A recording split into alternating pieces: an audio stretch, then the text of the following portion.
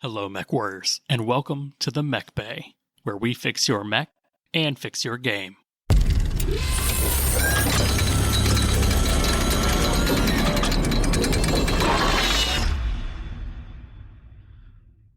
What's going on, Mechwarriors? I'm your host, Josh. I've got my co-host, Steve, with me today, who has cornered the silver MRC dice market in the continental U.S.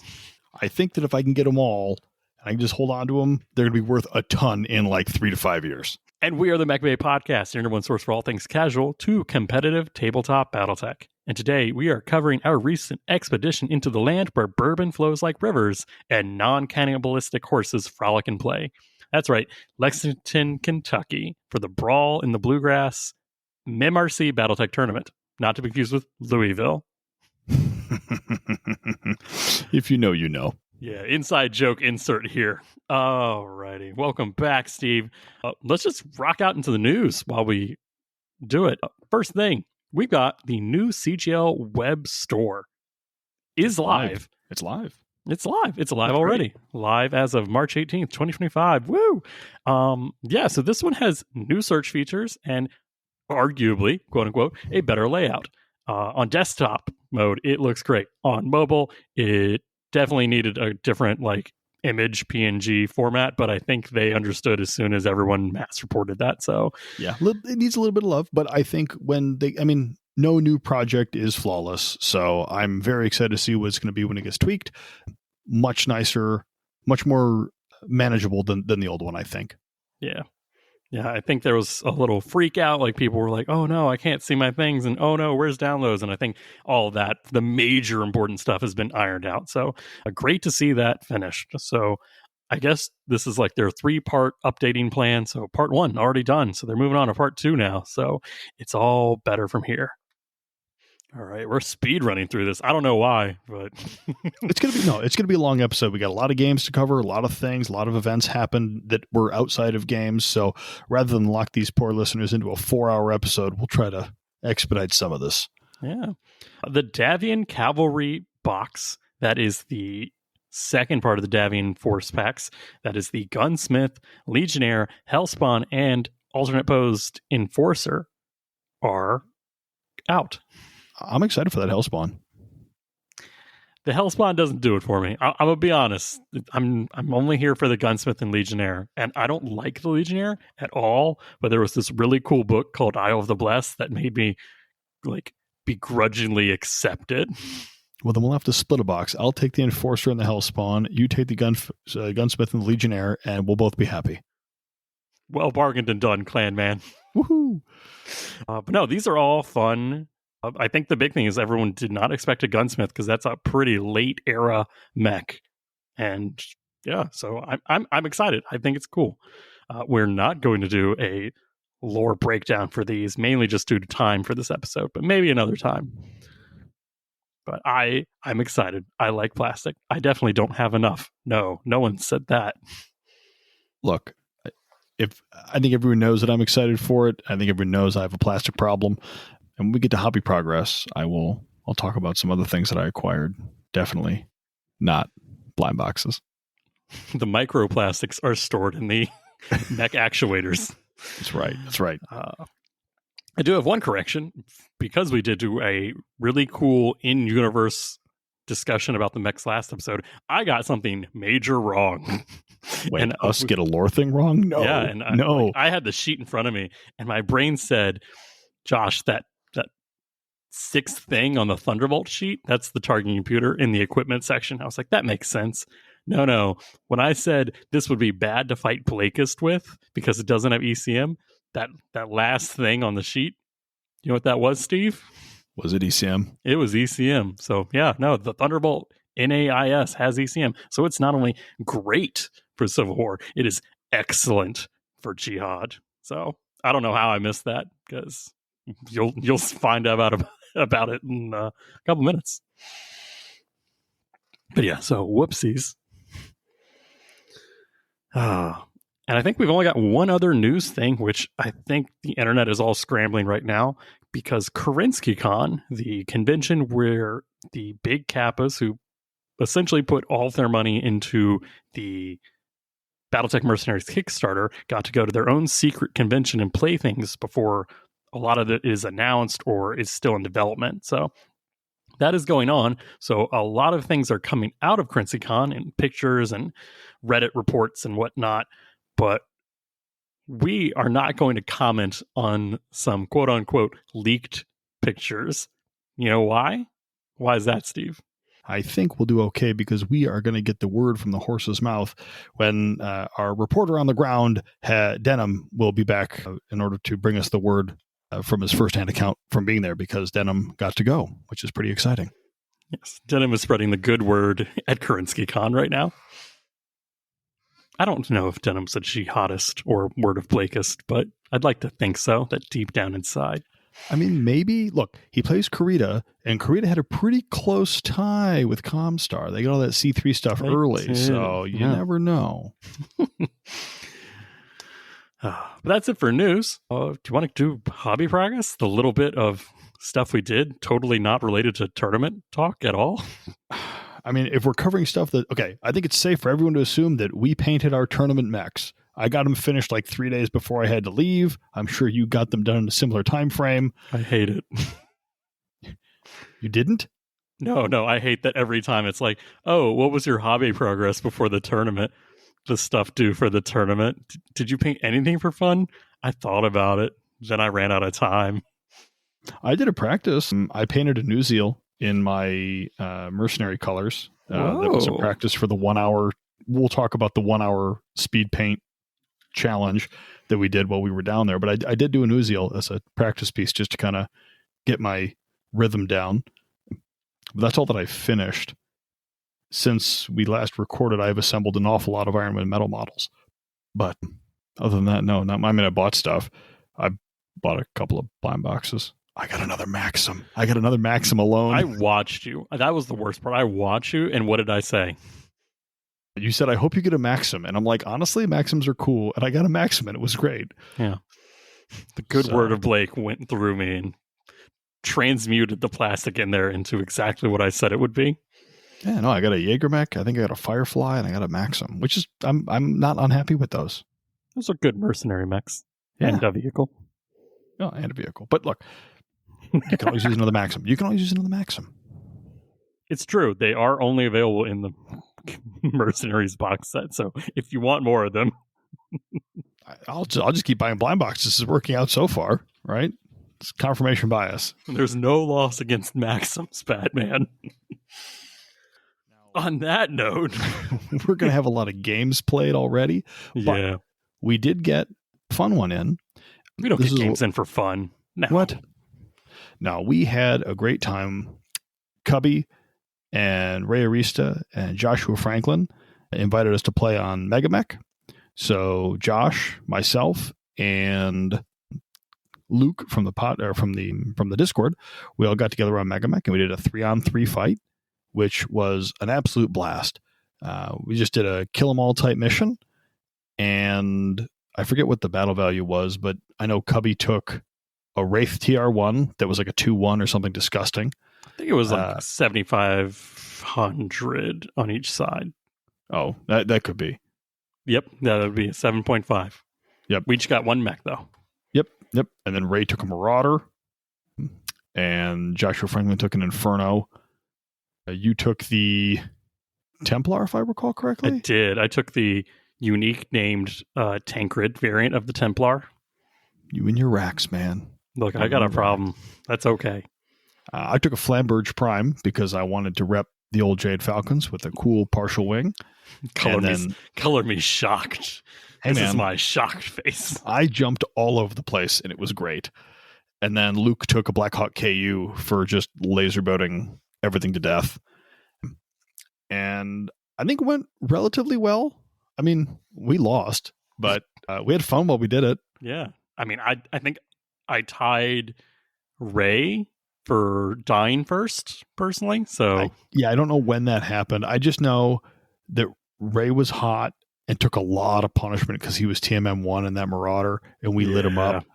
So I jumped over to him, and he was up against a level 1, and I just kicked him, and I just kicked him straight in the chest, and that was the end. So, Ray, thank you for letting me kick you in the chest. I had a lot of fun. And then, obviously, call me. We'll do it again sometime. No, and then Cubby just, dumpstered me shortly thereafter. So it's the Wraiths, man. It's the Wraiths. And they jump and they have pulse, and it hurts after a while. They invented jump before the Falcons did. But it was a lot of fun, and I really appreciate them reaching out to have fun and play with us, and I'd like to do it again sometime. Yeah. I will say Joshua Franklin definitely humbled me with his Inferno, showing me that I'm just a bad Inferno pilot. Like, you got wrecked pretty good. Look, man, he punching me from the rear and shooting me and lighting up ammo. My pilot definitely did not survive that ejection. No. But at the end, the Wraith suffered heavy damage. That Inferno was just about to fall apart. Joshua's pilot had 3 head hits. I mean, the fact he was still conscious was a miracle. So it was a close game. But fun. But very fun. Great time. And that was our only game that we've gotten in that wasn't tournament related. We did do Tales from the Hiring Hall. We do have one. We've got one. Who did we play, Steve? I played some weird mercenary group called the Natural Disasters, I guess. I don't know. Look, the disaster part was absolutely fitting. Yeah. But were they disasters? Honestly, so we played the pushback mission where your goal was to push me. You had to prevent me from sticking around the map and getting off my own board edge. Yes. That was the mission. Yes. My goal was to hold the line and kind of harass you for a little bit and then get off if I could. Mm-hmm. I took the Hardened Armor Caesar. I think it's the 5R, I think is the model. Yeah. And you took your NAIS Thunderbolt. Yep, which I had salvaged from, I want to say, 4 or 5 games earlier. So you took a Condor, I believe, and a Shrek. Yeah, that sounds about right. Hovercraft, a tank, and the mission gave me extra PSPs, so I took strikes for those. Yep. I took 2 of the heavy PPC Manticores because I've fallen in love with them. They're dumb. Ugh. And ultimately, I mean, the game was a lot of fun. You had some bad luck. I kind of blew up your Condor on turn 1. Yeah, it's a Condor. I didn't expect much, but you say I had some bad luck. Sir, what piloting is your Caesar pilot? Like, what's the skill? 3-3? How many times when you got a PSR did you fall down? Like twice. It's actually 3 times. It was not good. It was not good. Fumbles McGee over there piloting the Hardened Armor Caesar. Yet look, the +1, it's brutal. I was like, it's a +1, but a 3-3 you think is going to stay up and not fail every time, but it was, yeah. And honestly, that was your best bet, is to like step on my face when I had fallen over. Yeah. I just couldn't roll it well enough. And no, I mean, you were hitting on 5s and rolling 4s. I mean, there was bad dice luck everywhere. Yeah. Yeah. I had 2 light strikes, planes coming in, perfect line of sight, and they just tracing behind you. I was like, man, why am I paying these people? I don't know. It was BSP, right? Yeah. They were free. I did hit you twice with the regular skill Shrek, though, which I thought was cool. Yeah, those things wallop, man. Those hurt. And the Shrek Franklin taught me that. Just park a Shrek in the back and watch them pucker up. Covering fire, right? Yeah. But ultimately, I did manage to... I forget what I hit you with, but I managed to find that ammo. One of the Manticores opened it up, and then I want to say the Gauss rifle of the Caesar hit it at point blank range through the standing up minimum range, hit the right torso, and just did 15 internal. Didn't destroy it, left like 1 structure left, but it did roll the crit and did find Rack 5 ammo. Like we discussed, that entire right torso is either Rack 5 or engine, so nothing good in there. No. hey, there's a reason why I somehow salvaged Thunderbolt in AIS, because I hit the rack 5 ammo and it blew up. Well, what I thought was really fun about this game is that it was an eye-opening experience to find out what other metas are from other groups that play Hinterlands, because my group plays with more optional rules than your group does, right? We play tax, we play backwards down elevation, we play stack polling engines, front loaded, right? And you're like, oh yeah, we like only do tax. Yeah. And I was like, that's crazy. Mean, I'm just there to like, hey, we're playing as quick of a game as possible. I don't want to like take your brain and like make you like go into the optional rules to have like the treatises of discussion beforehand. It's like tax, cool. And it's like maybe Easy. careful stand, maybe on a good day. But it's like at that point I'm taking 3-4 pilots most days. So yeah. It's funny because I'm like, oh, I'll just back up down this hill. And you're like, what are you doing? And I'm like, backing down this hill. Why wouldn't I be able to back down this hill? And it's like, oh yeah, that's an optional rule that we just always play with. So it's kind of fun to see how other people play. Yeah. But I enjoyed that game. Yeah. So how many rules did we get wrong in that game where we learned that we really have to read these missions a little bit tighter? I honestly, the way the mission is worded, I had a very difficult time understanding what the mission wanted us to do. Yeah, I think pushback is probably the worst worded one.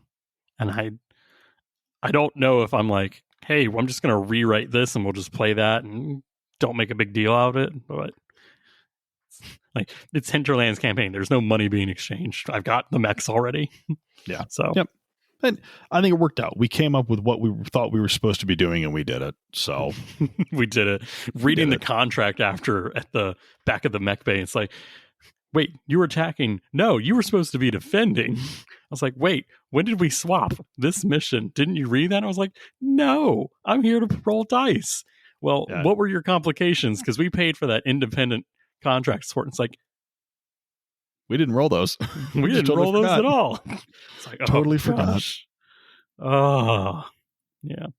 Also, it's the one place where instead of after every month of buying, you check to see if you buy something. This one is after every track. So I had 3 rolls for me that I had missed. And I was like, oh, here I am rolling in with a Thunderbolt, like 35% down, like BV to what I could take. And it's like, everyone else is in the shop. I don't have anything. I got to wait a whole month to buy. It's like, nah, man, you can buy after every track for this one. This one, not every other one. This one. I was like, they can't keep getting away with it.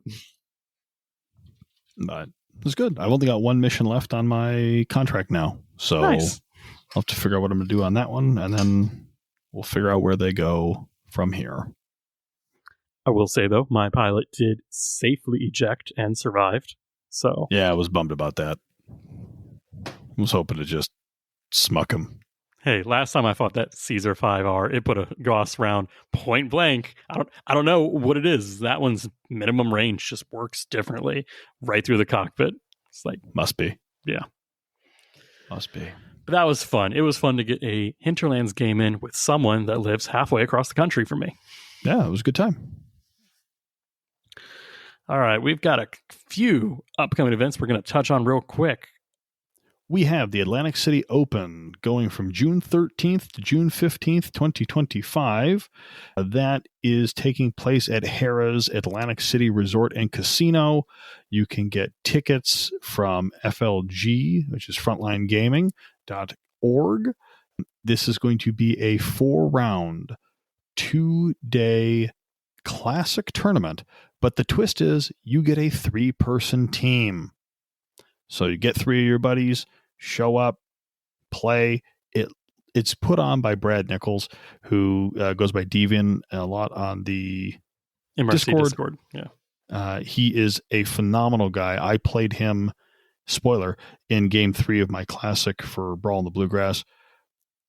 Very patient, very knowledgeable, helped me understand rules about quads. If you go to this event and it's run by Brad, I would be shocked if this is not an absolute gas. I would expect this to be top tier. Looks like tickets are currently going for $85 US. So a little bit higher, but again, 2 days at the casino. It looks like a really good time. I've always wanted to do a big team game BattleTech event. So. Team games are way different. Like the strategies you get to employ, totally different. And again, I think there's a note here that you don't have to have a team. I think when you sign up, I think they'll slot you in if you're missing somebody. But yeah, if you do not have a team, you will be assigned a team. So yeah, if you're around the area and you can make it, always encourage people to stretch their legs and try new stuff. So check out the Atlantic City Open. Nice. And on Saturday, June 7th at 10 a.m., we've got the Atlanta Summer Fever. It is heating up again at the Level Up Games in Duluth, Georgia. This time around, they're going back to the future to explore the wild and woolly days of the Succession Wars. So that's right. It's a 3-round faction limited tournament in the late Succession Wars. Good old 6,500 BV. So if it was as much fun as Warzone Atlanta is, I bet it's going to be also great. So we got 2 great tournaments in the month of June, not to be confused with all the other great tournaments in the month of June. That's a Battle of the Bay in Maryland is also up there. I'm going to that one. But might as well stay and do Atlantic City. It's just, it's Jersey. It's okay. Man, I have used an awful lot of brownie points. I'll give you I've got time. Yeah, right. Along with all the other stuff going on in my life. No, I've used enough brownie points with the family to go to the ones I have already. So I think I'm probably good for a little while. Because remember, I got to run my tournament in May too. Motor City's still coming up, so I gotta prep for that. And a lot of tournaments. We are now in like the nice weather season. Everyone's getting out running stuff. So it's a great time to be a fan of BattleTech. It really, really is. So check around, find your events, let us know if you see them, and we'll announce them on the podcast. You know it. All right, we've got a bunch of fan mail, but we only have time for one fan mail.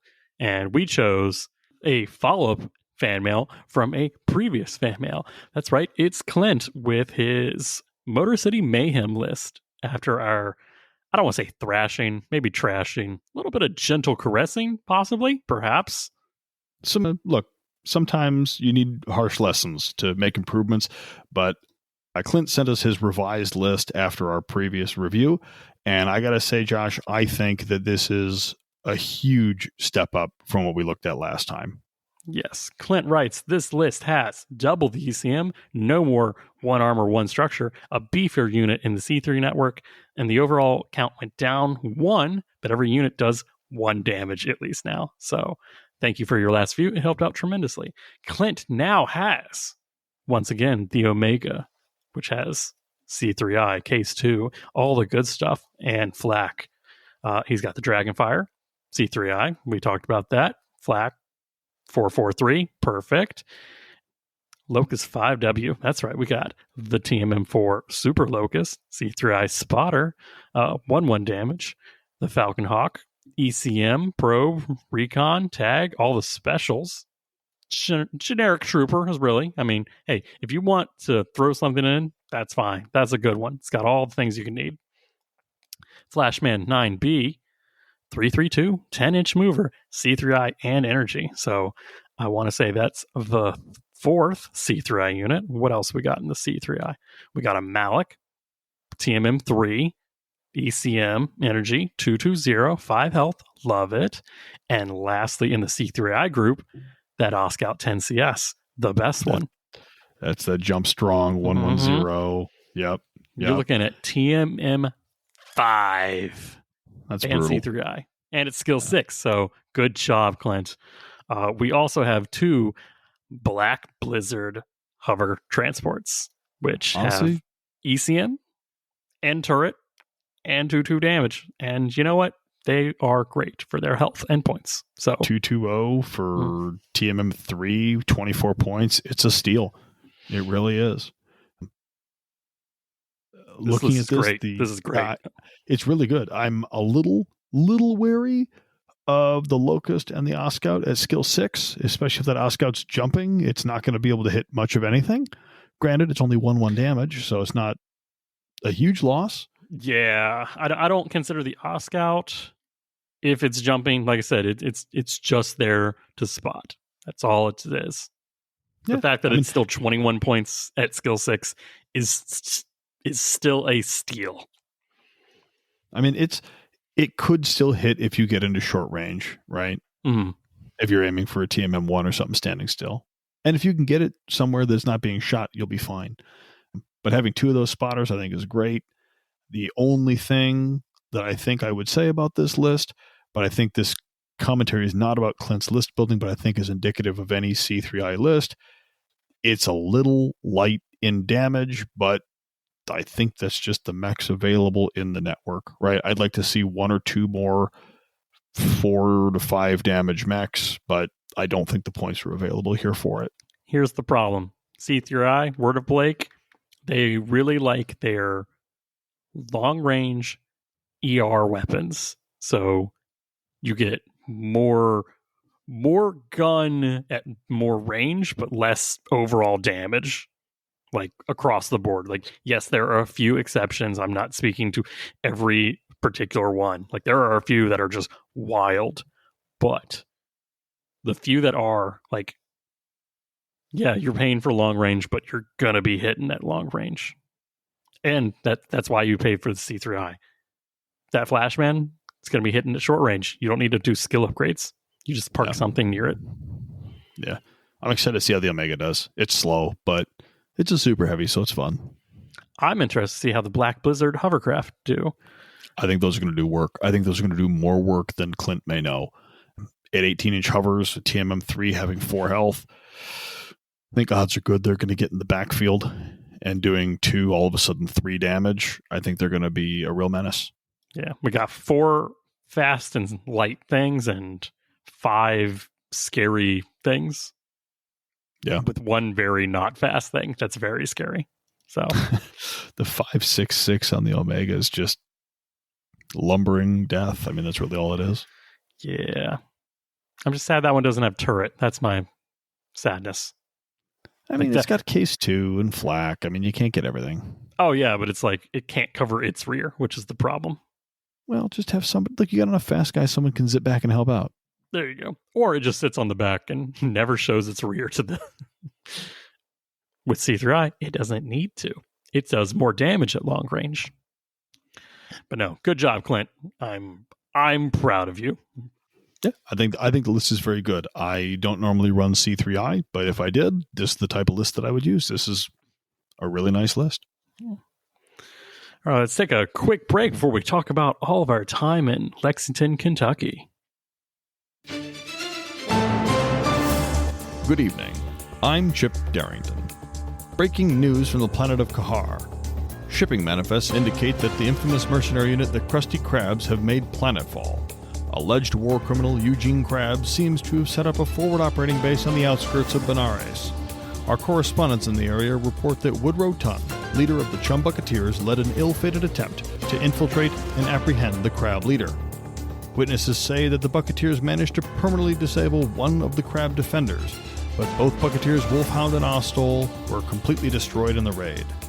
The fate of the Bucketeer pilots is currently unknown. In the days following the raid on their base, Krusty Krab units were spotted in the capital city. We now turn to our field correspondent, Kate Bennett. Kate? Eyewitnesses report that the Krusty Krabs were defending against a known mercenary unit, the Natural Disasters, who, according to our sources, have led a series of raids against the city in recent weeks. The city defense minister states that recent tax hikes have been used to hire mercenaries to defend the city. The Natural Disasters have been reported as suffering heavy losses in the process. The Disasters Thunderbolt's intentions were unknown, but entangling with the Crab Caesar, it suffered a disastrous ammunition explosion that rocked the Park District and shattered windows for several blocks. After disabling the attacking mech, the Crab forces quickly withdrew from the area, notably causing no collateral damage. Locals are calling the Crab's actions heroic, while skeptics remain unconvinced. Chip, back to you. Thanks, Kate.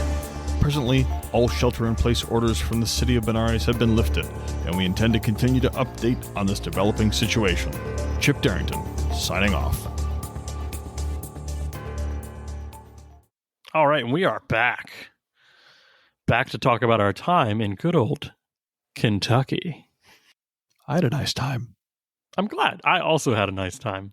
I actually arrived a day early, and you know what I did while I was there, Steve? Slept? I wish. I helped set up a bunch of classic tables. Brutal. Yeah, it was. But hey, the price of that was getting picked up from the airport and by the TO himself, Jeff/Tweezer from the MRC. And you know what? It was worth it. It's worth it not to have to fight your way out of the Lexington Regional Airport. It was nice, by the way. A lot of horses in that airport. Not like physically, like 4-legged mammals, but like pictures. Like, pretty sure I walked out of a horse-themed carousel at one point. That is kind of what they do there. It is. It do be what they do. So you got to set up the night before. That's cool. Yeah. I was working. Look, hey. I made the choice to get there early so I wouldn't have to be painting the day before. It's good. Yeah. So that's what I did. Also, because I knew that Friday, if you went to Brawl in the Bluegrass, you had the option to go on the Ironwind Metals tour. And they would shuttle us all up to Cincinnati, Ohio, right? Ohio. That is Ohio. That's Thank you. just across the border. Thank you, GPS man. You're welcome. And walk around there, watch them cast models, talk with them. So I was like, you know what? I really do want to do this. This is one of those once in a hobby lifetime kind of activities. So the way I call it is it really is the mecca of metal, right? For Battletech, it really is. This is where my Brawl in the Bluegrass experience started. I raced around in the morning, got people dropped off at, daycares and schools. And then I raced through the entire state of Ohio, which is a dangerous proposition with Michigan plates because they don't like us too much down there. So raced down to meet you at Ironwinds, and it was everything I hoped it would be. I mean, you walk into this giant warehouse type scenario that smells of like dust and metal. It's got a very might be because it's mainly dust and metal in that. Well, that's true. But no, I mean, it's like a very high school shop-ish, smell, right? I agree. Like, there's no like gold trim or like tricks. It's like you walk in, it is a foundry and a warehouse. Like, that is it. There is nothing in between. And yeah, it was great. I mean, you got to see, what they were casting. You got to see the process. And then they cut us loose and they just said, hey, go pick stuff that you want. And it was not good. I mean, I picked up a lot of stuff. All right. So I got to do this. How much did you think you were going to get in poundage? I anticipated probably like 2-ish, like 2 pounds of metal is what I kind of had in mind. I went in thinking 1 pound. Okay. I mean, the thing is, I knew what I wanted. I had been looking for an awful lot of additional Jade Falcon mechs. I wanted more Hero Falcons, more Eries. Don't laugh at me. I like my winged bird mechs. Daring today, aren't we, sir? Is that the next soundbite? No, look, you will be pleased to know that probably single-handedly, because of how well I represent the Jade Falcons, that's clearly the only reason they were all sold out. I mean, I think the only one I managed to snag was another Jade Hawk. I think it was the only Jade Falcon mech I was able to. Oh no, it's not true. I grabbed a Pinion, which is a Jade Falcon mech that nobody knows about nor nobody cares about. So I got that one on my list. Shocking. We'll find out more about Pinions next week when I finally put one together. Yeah. I mean, it was really cool to look and grab stuff. I got a bunch of Proto Mechs. I got another Mangonel. I got a Onager. I got a whole bunch of stuff. I mean, really to enumerate all of it would be a Herclean task, so I will not do that. But it was very cool to see. Very cool. And what they were very kind, and they let us purchase it in weight. Bulk. As opposed to, like bulk weight. Which was great because I had made the decision. I was going to try to pick up another super heavy, right? I have the Hephaestus variant sitting on my desk to be assembled. And they didn't have any bodies. They had all the legs and arms and stuff like that, but they didn't have any bodies, which was kind of a bummer. But then I got the bright idea that if I magnetize stuff, I can make it all the variants. So I picked up a whole bunch of extra legs and arms. I picked up all the stuff that I could just magnetize the limbs and then snap them on the body. So hopefully, whenever I get that project off the ground. I mean, if I were going to do a super heavy, like it's as a proud owner of an Ares, like it is a monumental task to commit to one variant. So it's almost much more worth it to somehow get someone into Iron Winds to buy all the arms and variants pieces you want and just go from there. It's like, hey, that's the one model that you should magnetize. Like you don't need a pin vise, you need a power drill, and you can do it there, and it's worth it. Like I did it, and I just did it for the 360 body, the torso. But if I was to do the arms, I'd be like, yeah, it was worth it. So I think that's what we're gonna do. It's gonna take me a minute to build up the courage to start that project, but that's where a lot of my weight came from, because I got missile pods and lasers and pulse cannons and all sorts of horrible things are going to stick on that guy. So I was pretty pleased. Like half a pound just by himself. I know. But that was a lot of fun. And I had tried to go after Southern Assault 2023. Mm-hmm. And so at the time, Google had showed them closing at 5:00 and they closed at 4:00. And we rolled into the parking lot at 3:56. So it was just a heartbreaking thing. We roll up and someone's locking the door and we're like, oh no. So I didn't get to go then. This was a nice opportunity to go and actually see the inside and actually get some stuff. So I'm really glad that I got to go and make it. It was a fun stop. Yeah, it was awesome. I definitely got more than I expected to, but when you have the option to get pieces of things, like instead of fully done models, like I'll get fully done models from Fortress Miniatures and Games any day, like that's fine, but I need my Josh, I can't believe you would, is I got another Hammer Hands, but the Hammer Hands model only comes with one Rack 5 arm, and I was like, oh, I can buy it and also just get the second Rack 5 arm without having to buy a second Hammer Hands. It's like, yes, I could probably email him. It's like, hey, I'd really love this one piece because the kit only comes with one, but I need two. But it's like, yeah, now I can do that. Oh, I want to buy a vehicle, but I only want one of this instead of two of it. Yeah. So yeah, I did that a bunch of times. I also just walked through the shelves, looked at things, and was like, oh, I know what this is. I'll take 3 of them. So I bought a lot of battle armor just because I enjoy battle armor.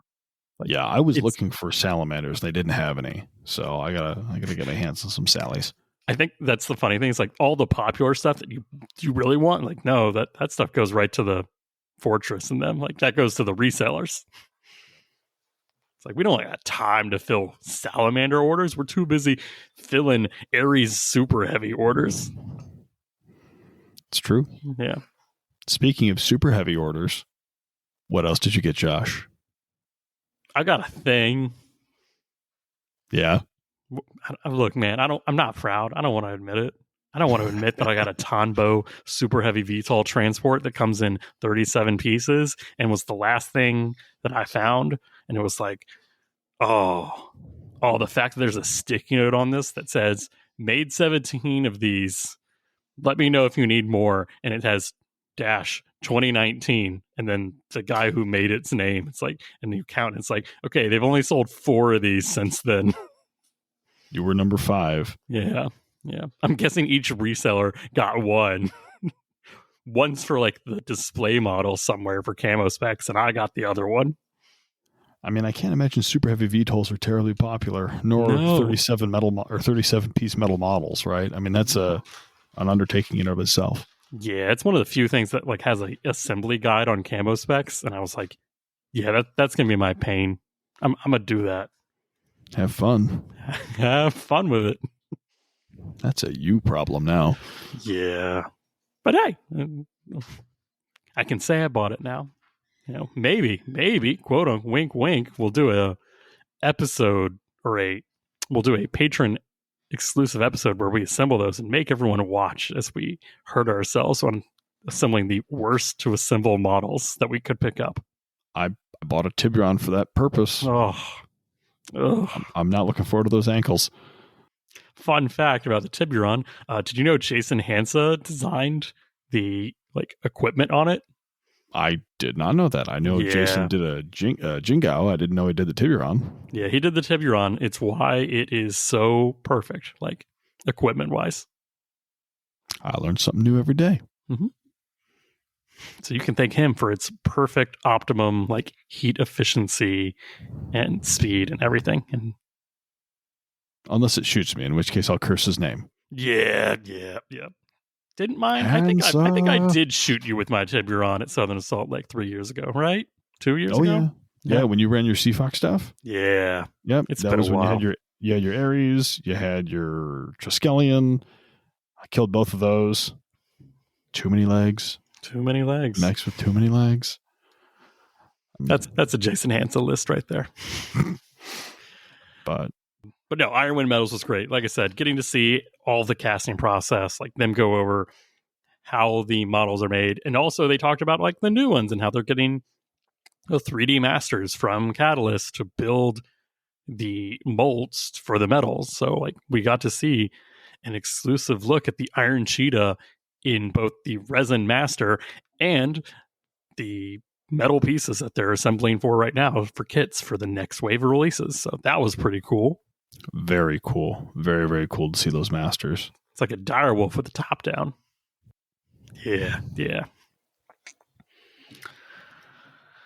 But after that, it's a 90-minute drive back to Bluegrass Country. Do you want to talk about the metal? Yeah.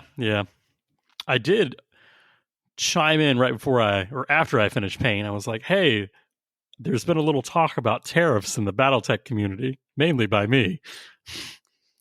And he was like, yeah, we've gotten some question about that. He was like, the metal that we use is still mainly tin with a little bit of antimony and some other things in it. That's made in the US. Unfortunately, these raw materials are from other places that will have tariffs. And I was like, yeah, that's what we thought. No one is safe. Not even the made in America metal stuff. So if you need some stuff from Iron Winds, like I said with the Catalyst stuff, start thinking about buying it now. And even if you need to sit on it for 6, 7, 8 months, 2 years. Metal never goes bad. It doesn't. So think about that. Worst case, you'd be like the one guy who brought his entire bucket and was like, I'm not using these anymore. That was amazing. So just what Josh was talking about, there was a guy who brought all of his stuff. I think it was Tiger Wraith, I think is what his handle is.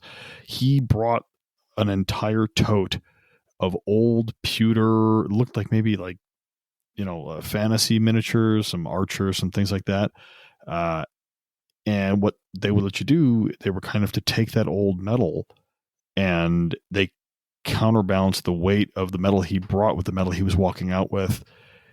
And this guy walked out with gotta be $600 in metal. Just it was amazing. It was amazing to see. He's like, here, they gave him a museum scale Zeus, I think. Yeah. To kind of counterbalance everything off. Here's a giant metal mini. Have fun with it. And that was super cool. Super, super cool to see. Yeah. One of the neat things I saw was all the other stuff. Cause we know of Iron Winds for Battletech, but they've got Crimson Skies and they've got a fantasy thing with knights with machine guns and samurai. And I was like, maybe I should look into some of these other games because these models are dope. I thought about picking some up, but I was like, no, I need to research more so I know because I can't pick between knight and samurai with machine guns and bazookas. That's too cool for impulse buying. No, if you were to do something like that, you just got to get the model because you like the model, and then you paint it for fun. That's what that would be. Oh yeah, but no. So yeah, we head on back down to Bluegrass Country, and waiting for us is a blood name tournament for the Goliath Scorpion Soranov blood name between 30 some people. Yeah, I think maybe 20 something, but yeah, there were probably six rounds, maybe. Yeah, it went on for a while. It was 1v1 action packed. Yeah, so the way that this whole game mode worked is you selected a mech and then you played your opponent and the winner would claim your stable of mechs. So if you had one, they take one. If you're in later rounds, you would take 2, 3, 4. and last man standing wins the blood name, right? Now, there were a couple of rules where you would roll off. One was the hunter, one was the hunted. I believe it was the hunted got to select the mech that the hunter was using. Mm-hmm. So if I had 4 mechs, they could pick from one of my 4 to say, hey, I think I've got the best shot against that one. I'm bringing this mech. You have to use that one. Let's fight. And then the other person got to pick the map, like which direction they came in on, and deployment zone is what I like to call it. And then from a list of several environmental conditions like snow or trace atmosphere or my personal favorite, torrential downpour. Yay, what fun. Yeah. Yeah, so Josh, how did your blood name tournament go? Oh, well, me and you were both part of the sit out the first round because there weren't enough people to do all 1v1s, and it's like, that's fine. Like, we'll eat dinner. We just drove through Ohio. We need food. We weren't stopping for anything there. So we ate, we came back, and my first one, I think his name was Matt, and I had to select a mech that was not picked by the first group yet, and I chose an Ebon Jaguar X with a Rack 5 and targeting computer. I was like, yeah, this one was made for me. This is my mech. And I see, oh, he's printed these all off with names of people that we would recognize, and this one is Cubby. I was like, of course, this sounds about right. So I'm piloting the I'm commanding the Ebon Jaguar X piloted by Cubby versus Matt's. I forget who his name, but he was taking a Ghost Hawk with all ER small lasers and a Talon. I was like, what? What is this bull crap? What is this min-maxed weird mech? No, so it's a weird one. So how did your round 1 go? Went well. I won initiative enough times, and he missed the kick with the Talon. Like, he needed like a 4-up, and he rolled a 3, and didn't work out for him. But then I won initiative, and he realized he had to run away, and I still gunned him down with that Rack 5 on 5 shots. Ooh. Yeah. I think I gyroed and engined him on the last one. I was like, yeah, that's what you get for trying to melee me in a blood name tournament. Not very honorable indeed. It was ruled that the mechs that had melee things could melee. Like, that was... I know, but that's not a very... Oh, yeah, no, I agree. I agree. Yeah, I had to play Joseph Bruce. Is that old Bruceifus? Bruceifus, the man himself. Super nice guy. Super, super nice guy. He had already played in the first round, so he had 2 mechs. I only had 1. I had the Gargoyle.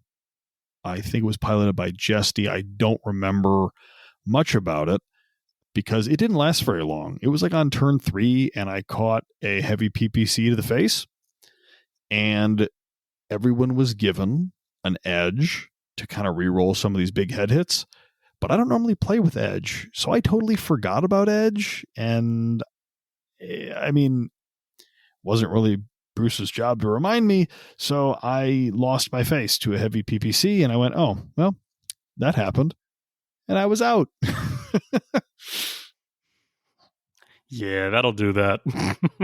It's okay. Honestly, I wasn't expecting much. I was here to have fun. So it was neat. Got to practice a little bit with the Classic and kind of get in the swing of things before the big day. The next, the tournament for Classic started the next day. So I got a little practice in there, and that was not so bad. Yeah, my next game, I lost the roll-off, so they got to pick the mechs that I was in, and they put me in the Ghost Hawk with the Talons and Hero Smalls, and I was like, no, you can't put me in the mech I killed. That's not my mech. And I chose the environmental condition that made all missile shots +2. I think that was the torrential downpour, maybe gust of wind.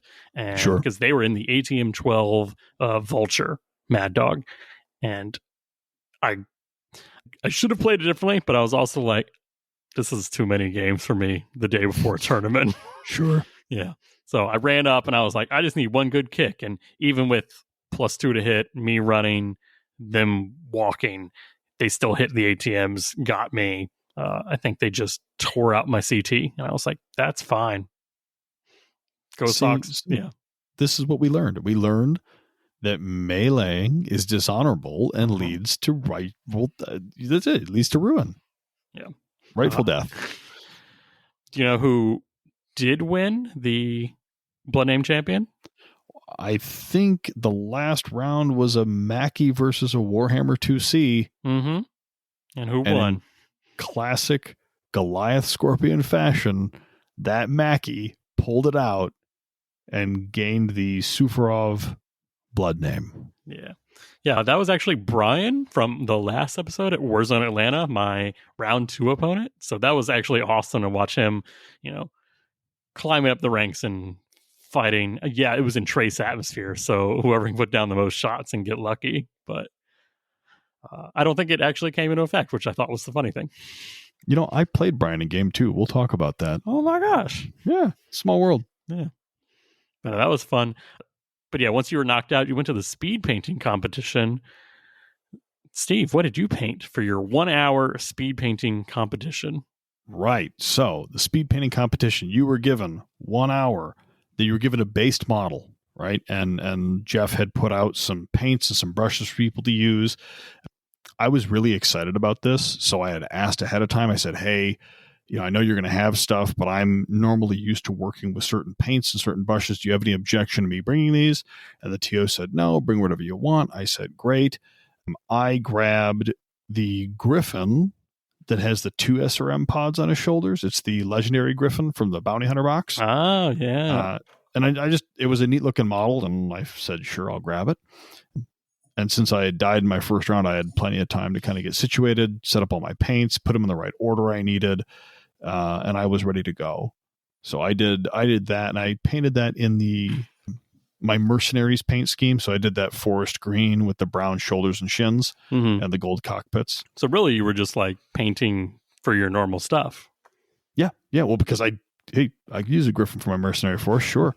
And the trick is, how much can I get done in an hour? So because I had done the Uziel like 2 days before, I knew what I wanted to do. And the thing is, it's just good to get that muscle memory down, right? It's base coat green, dry brush green, wash brown, dry brush brown, edge highlight brown, lead belcher for the guns and actuators, gold for the cockpits, washing, then the lensing.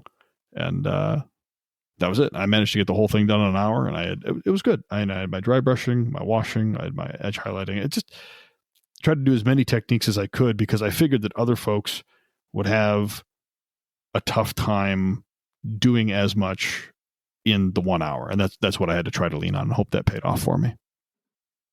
But What did you paint? Well, I don't want to say it's the short end of the stick, but like the difficulty hard. I got a Kraken / Bane. So I got big old flat space, tall assault boy. And I was like, you picked it. I mean, it's like you say you get the short of the stick, but you brought this upon yourself. You've got no one to blame but you. Yeah, but I had plans. I saw it and it spoke to me. It told me what to do. That's good. Yeah. That's good. The problem was, it literally took 30 plus minutes to just put the base coat color on. I was like, wear airbrush. Look, man, do not become addicted to water. Nah. You got used to the airbrush. You got used to the high-tech tools, man. Yeah, I got used to getting the worst part of painting out early, like 30 seconds. Like, yeah, I'd like to paint this mech, please. Cool. What color? Zzz. All right, that's done. You can move on to the fun things called details and freehands and decals and cool cockpit lensing. Nobody wants to paint blue for an hour. But speaking of freehand, you did a really nice job. What'd you put on that? Put on that Bane? So because it is a Kraken, I had to do the Mechwarrior Online octopus tentacle creature, wrapping around it. So I'll post pictures on the Mechbay Discord, our speed painting things. But yeah, people joke that it's the tentacle hentai Kraken, but it's just octopus. And then like last 2 minutes, I'm like, oh crap, I got to do like the suckers. And I was like, all right, I grabbed the brush and I'm like, I'm not gonna like dab on suckers, and I just got the flat, dipped it in the white, brushed off the sides, and just kind of went down on one side. And I was like, okay, these look like tentacles. It looked really good, actually. I thought it looked really, really good. And I knew that when I saw it, I was like, ooh, I'm in trouble. No, it's the I bit off more than I can chew, because then I immediately like, I need non oil. And I grabbed the non oil and like drenched it like queso cheese at the Mexican restaurant, like poured it over. I was like, it's in all the things. And I just like grabbed it and licked it. I was like, all right, get off. Oh, too much non oil. You had like 2 minutes remaining and you're just like drenching this poor thing in the non oil. I'm like, Josh, is that going to be dry in time? And you're like, I don't care. Yeah. You say 2 minutes and it's like, no, we're like 20 seconds over the clock now, Josh. It was pretty funny. And you're like, but I'm not painting. I'm just flicking off oil. I'm not painting anything. I'm not technically brushing anything. There's no laws against not using a brush. But it looked good. It looked good. So yeah, definitely the most I've actually like hard painted in an hour. Normally I do like go back, like let it dry, do something else. Like I don't think I've ever painted a model start to finish sitting down in the same seat. I've done it a couple of times, but normally I'm batch painting like 5 guys at a time. I normally do like a star at a time. So I'll do all the base coats and then I'll go do something else. And I'll do that, do the dry brushing and then go do something else for a different night, right? Like I normally try to enjoy my hobby time. This was absolutely stressful. It was tough. It was hard. And I saw there were a couple really nice paint jobs. Like the Kraken was really good. There was a Gray Death. Was it an Enforcer? I think it was a Gray Death Enforcer that looked really good. Yep. There were a couple others that were, there were some that were not very good. There were some where people put base coats and dry brushed and said, look, I did it. I'm out of time. And it's hard unless you try it. I would encourage you, the listeners, to set aside 1 hour, set up a timer on your phone, sit down and just see how far you get. Don't rush. Don't do a sloppy job, but just see how far you get in an hour, and you're going to realize it's a lot harder than you might think. Oh yeah. But so the winner of the speed painting went to none other than Steve. Yay! It was me. It was you. In all truth, right? I sat here and I'm like, okay, there's a speed painting competition. This is my best and only chance at winning a painting competition that Josh or Dustin are at, because I can't, given enough time, can't compete. I don't have the fine hand control or the airbrush skills. So I knew that I had to do it fast and dirty, and I just had to outdo a little bit more. That was my only chance to do that. And I was really chuffed that I managed to pull it out. And it's funny because as soon as I looked at the model, when I set it down, I realized I missed the red accent panel that I normally put on my mercenaries. I wondered why it looked a little different. Because it was missing the red panel, because I got confused and I was like painting the base black to make it look all nice and presentable. And I'm like, oh no, I forgot to do the red panel. And at that point I had 30 seconds. So I just let it go. But didn't matter. Managed to pull it out anyway. I was very, very pleased. And I received a $10 gift card to the Blue Stallion bar, which we went to afterwards. So I basically drank for free that night, which was nice. Yeah. That was a good bar too. A little loud. It was salsa night. So they had like people blasting salsa music in the parking lot for people to dance. I was led to believe wild. There would be unlimited chips and queso. Wrong kind of salsa, Josh. No, it's the wrong kind of salsa. Blasting it. But the pizzas were good and the beer was quote unquote cheap. I just handed my gift card. I'm like, yes. Sub $5 cups. I don't care, man. Like, blast that salsa. Is that what it takes? Please. Okay. It was fun. It was a nice bar. Yeah. So yeah, so right away, right? Day right one away, of first the knot day, tournament. I got a ton of metal and I got a speed painting win under my belt. I'm like, all right, this can only go downhill from here. I figured I peaked early and that was it. See, you got a submarine. You got to do terrible day one, do great day two. There you go. But should we start the classic slog? Yeah. So one of the other reasons why we came down to Brawl in the Bluegrass, hosted by MRC, was that this was a classic tournament for one day and an Outstrike tournament for the second day. So it's the best of everything. If you want to paint, if you want to play, like nothing, no reason to say no. So I was like, I do like classic tournaments and I don't get to go to enough of them.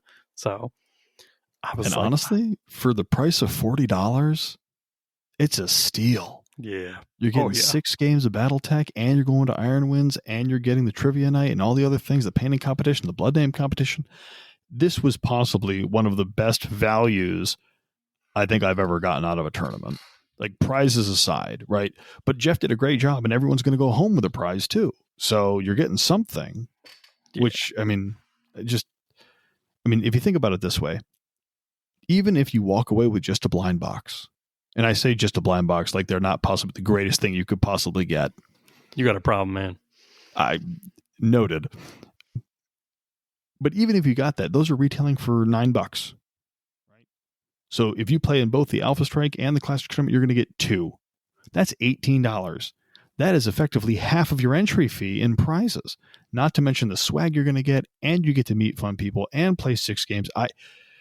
Jeff, if you're listening, you have got to raise your prices next year, man. You gave away such good value with such a good time that you're doing yourself a disservice. People should be paying more for what you gave them.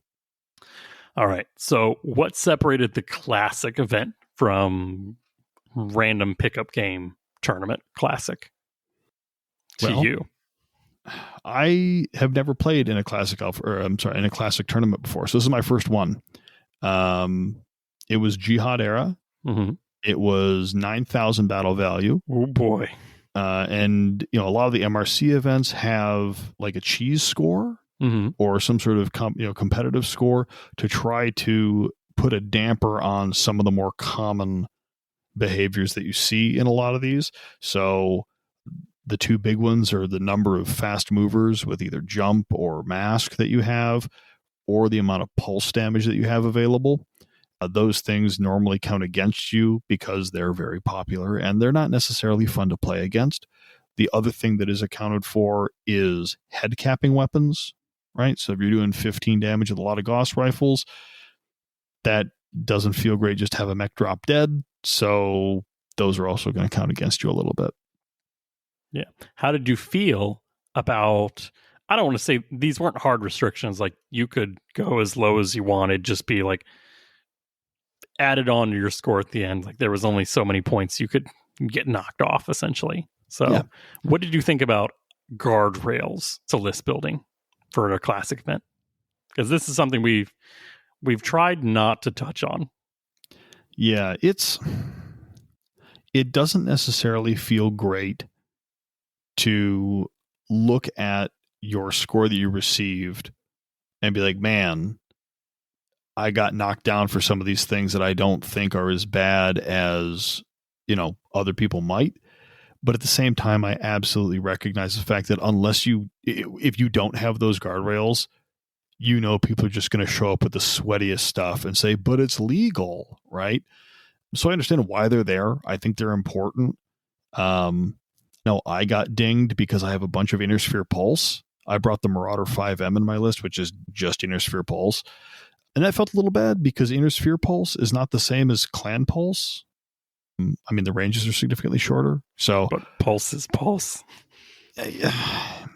And that's the debate, right? And this is where it gets sticky because people feel strongly about some things versus others. Yeah. I felt like this one, like I said, it wasn't a hard requirement. So this was more like hey, don't bring a skew list. Like, don't bring all Gauss rifles on the back line at 0-0. Don't do that. Right. Don't take this was Jihad, so there's no, Jade Phoenix A's or other stuff like that. But it's like, cool. Bring a well-balanced force. Don't bring the all X. Right. Yeah. You don't want all jumpers or all whatever. Right. So, I mean, what is it? Average list comp score, like Jeff did bring it out, like starts at 15. out of 25 and then modified from there. My list scored a 16. So it was like average and then like one more. So it didn't get knocked for anything. It got a bonus, I think. Yep. So I ended up getting lower than that by about 6 points. So I think it was a 9 that I got.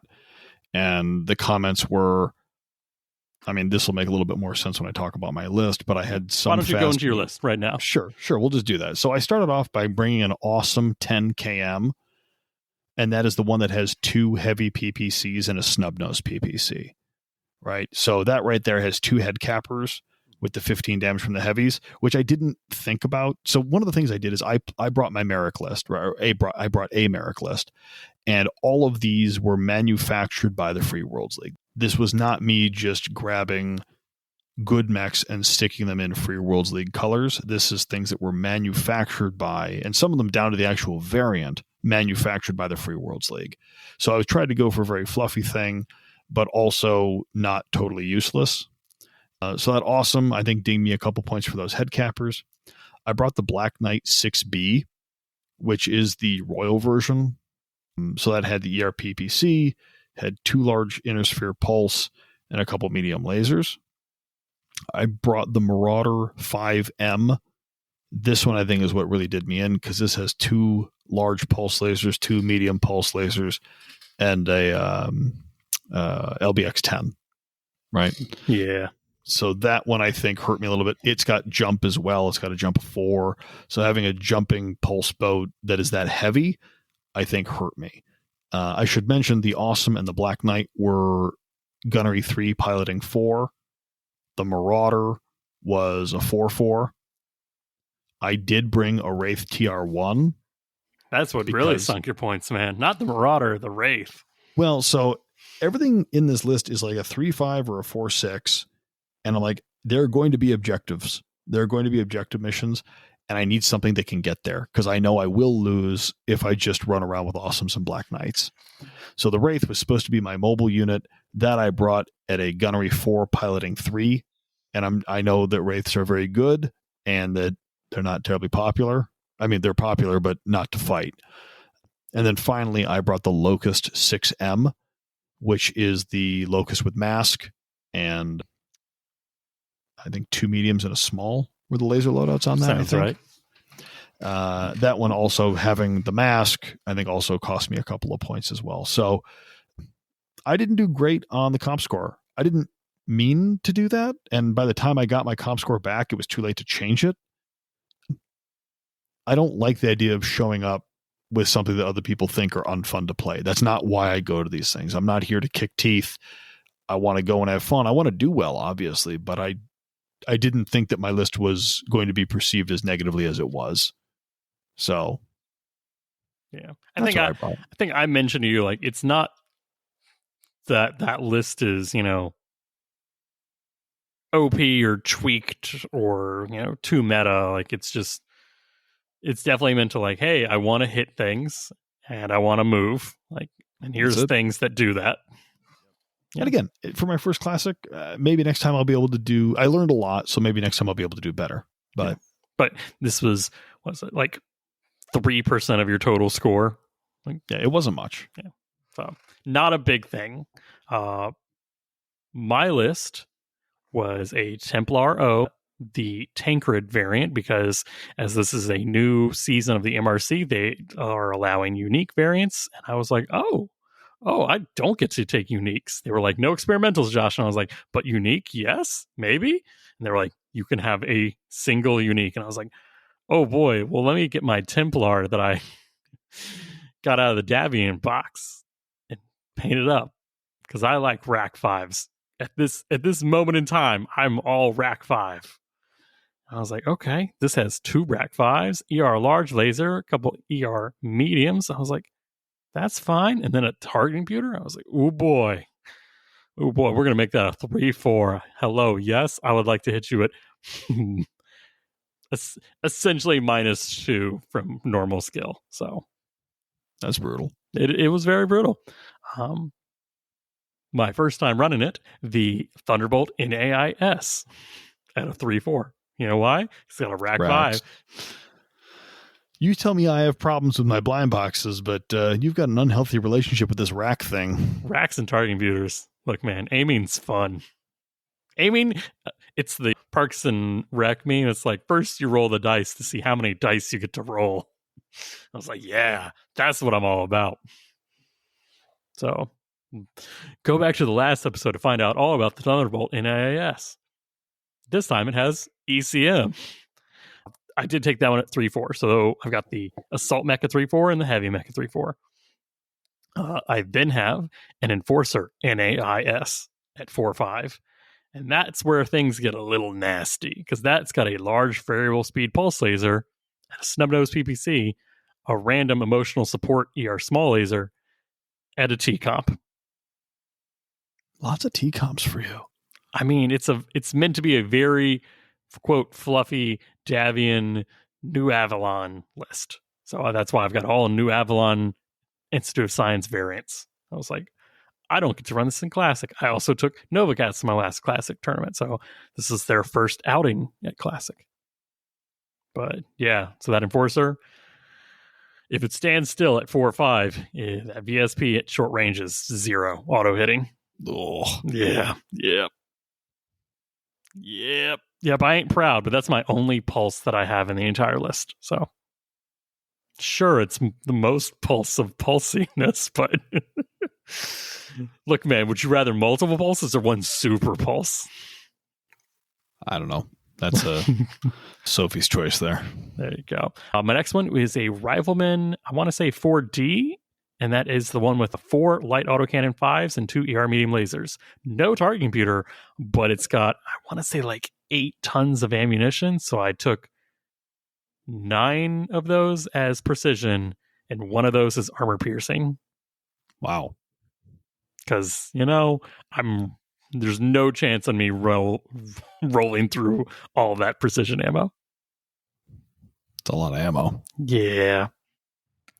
That's at a 4-5. My next one is a Fireball. I want to say 5D, the basic, cheap, like 300 BV variant. That's a 4-4. And that's got a machine gun and an SRM2. And that is an 11-17 light mech with 2 hands. Hey, hands might be useful. Hands might be useful. Yeah. The reason he's there is because I need an Intersphere Dasher. And I also, I've got, I want to say 3 Davian light mechs, a Valkyrie, this, and I'll have to check what the other one is, but that's it. So I was like, cool, I need a light mech, a Fireball, you're it. And I take, with that / attached to that Fireball, Infiltrator battle armor, magnetic. The clamps. The clamps. So at Gunnery 3, Anti-Mech 3. Woof. Yeah. I was like, this is a NAIS Lance with a named HQ unit that's leading them from the front, and a specialist battle armor anti-mech squad. So I was like, yeah, I've got 6 units, but 4 of these is the group, 1's the commander, and 1's the support, special operations force. Fun. Yeah, it was very fun. I had fun. I mean, I technically only had to paint 4 out of the 6, so it was a win in that regard. I did paint all of them that week. P.S. Don't do that, folks. It's a sure path to sadness and frustration. Yeah, they look real good, though. All of them have NAIS free-handed on them, and the Davian logo, and the New Avalon Institute of Sciences Cadet Cadre faction logo, the diamonds with the green background. That's what that was. Yeah. Cool. I saw the diamond. I'm like, I don't know what that is. Yeah, that's the sub-faction logo. That's the best way to put it. They're not just Davian green. They're specifically this Cadet Cadre green. Yeah, that was my list. Those are the lists. Those are the lists. Should we talk about what these lists did? Let's do it. All right. Mission 1. So we roll Oh my up. God. They killed Kenny. I will, real quick, I just want to say, all of the maps there were fully 3D-ified. Oh, yeah. The 3D printed terrain, Jeff, did a phenomenal job. Every map had full 3D printed terrain. It made Line of sight questions, way easier. No one accidentally forgot about a hill that was between you and your enemy. Very, very nice. Yeah. Definitely made it great. Stand out. So yeah, this one is essentially, like you said, that's the actual mission name. What it really is protect your commander, kill the enemy commander, and get kills with your commander. Yep. The mission mode that MRC calls this is cut off the head. Mm-hmm. Basically, you nominate your commander, and it cannot be your highest or lowest battle value unit. Which is good. Yeah. One of the twists that Jeff added for this mission is that everyone got a custom Cross Electric Designs 3D printed light emplacement, not turret, but turret gun emplacement. Yeah. So we know them colloquially known as turrets. Right. But they don't spin. So they're not actually turrets, but they're turrets. But we got them as a BSP or a BSA, excuse me. And it was a veteran light emplacement. And you got to put it on a specific hex, depending on where you deployed. And any unit that you had within one hex of your turret got a -1 to shooting the enemy commander. If you owned both objectives uncontested, your units get -1 to hit all forces on the enemy team. The other thing that was a neat twist on this mission was your units would become enraged as you lost allies. So for every unit that was destroyed by an enemy, the player who lost the unit, all their remaining units gain 1 improved gunnery and 1 worse piloting to a maximum of 0 gunnery and piloting of 7. So your pilots get hyper-focused on killing the enemy and pilot around with reckless abandon. Yeah. What did you think about all the special add-ons? Because I'll say right now, my brain could only hold one of those like key points in it at a time. I think that's the key takeaway from my entire tournament experience. It's like Josh's brain was not in full effect this weekend. So like he had the mission concept down pat. What made this mission special from every other event running the same thing? No. Maybe he had one word, but definitely not all of them. So that was the big thing, I think, is that the special rules were cool. I think they really did make the feel very different, but trying to juggle all the special rules and keep in mind what your objective scores are and the bonus tiebreakers, trying to keep that all in your head and play a game of Classic. I think every single player will have missed one of these during that tournament at some point. That's on us as players, but we dumb. When we roll on dice, we dumb. We adding clicky clacks up to 12, occasionally 13. Don't ask me how, but I do it. So it's targeting computers. Yeah, that's true. That adds 1, right? Adds 1 to my roll. But no, it was a lot, but it did make the missions feel different from things that I have played before. Yeah. So good, bad, mixed bag. Overall, I found this mission very enjoyable. How did your first game go, Josh? My first game went well. I was playing Aron Jones from Ohio because, quote, there were 2 Aron Jones there at the event. One was from Ohio. One was, I'm going to assume, not from Ohio. I got the one from Ohio. Aron was running the Banshee with an AC-20 and loaded with precision ammo. The Marauder with dual heavy PPCs and dual streak SRMs. The quad PPC, awesome. I want to say like gunnery 2. So, yeah. And look at that, another Wraith. They're so good and friendly. Yeah. So, yeah, exactly. So, looking at your list, looking at his list, what was your thought process looking at this mission? What did you think, this is what I need to do? I feel like I'm going to go take a page out of the Madden playbook and be like, I need to kill the enemy commander with my commander. So I really want to pick a good commander. And all of his units are, I don't want to say roughly the same, except the Wraith, but they're all roughly the same. They're all slowish, heavy assault mechs. Sure. And I was like, cool, I can handle.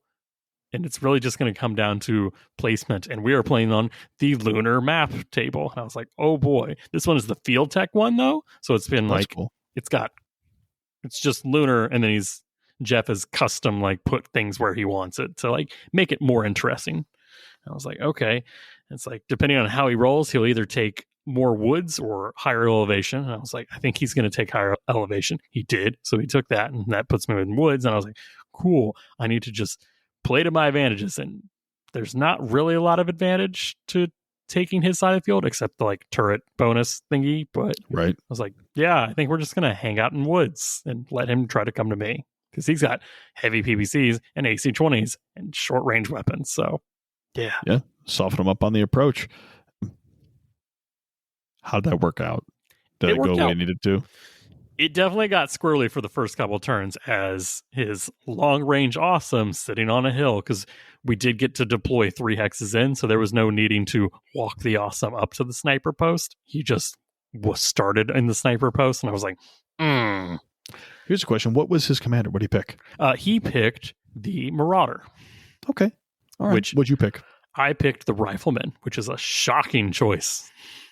Yeah, I mean, there's a lot of explosive ammo in that. There's a lot of explosive ammo.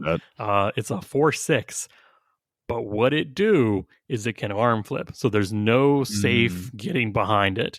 It also, like, it can't be my Templar, and it of course can't be my Fireball or Infiltrators. Like, I'm not going to do that. So Thunderbolt, good, but I need him brawling. I need him like in the thick of it.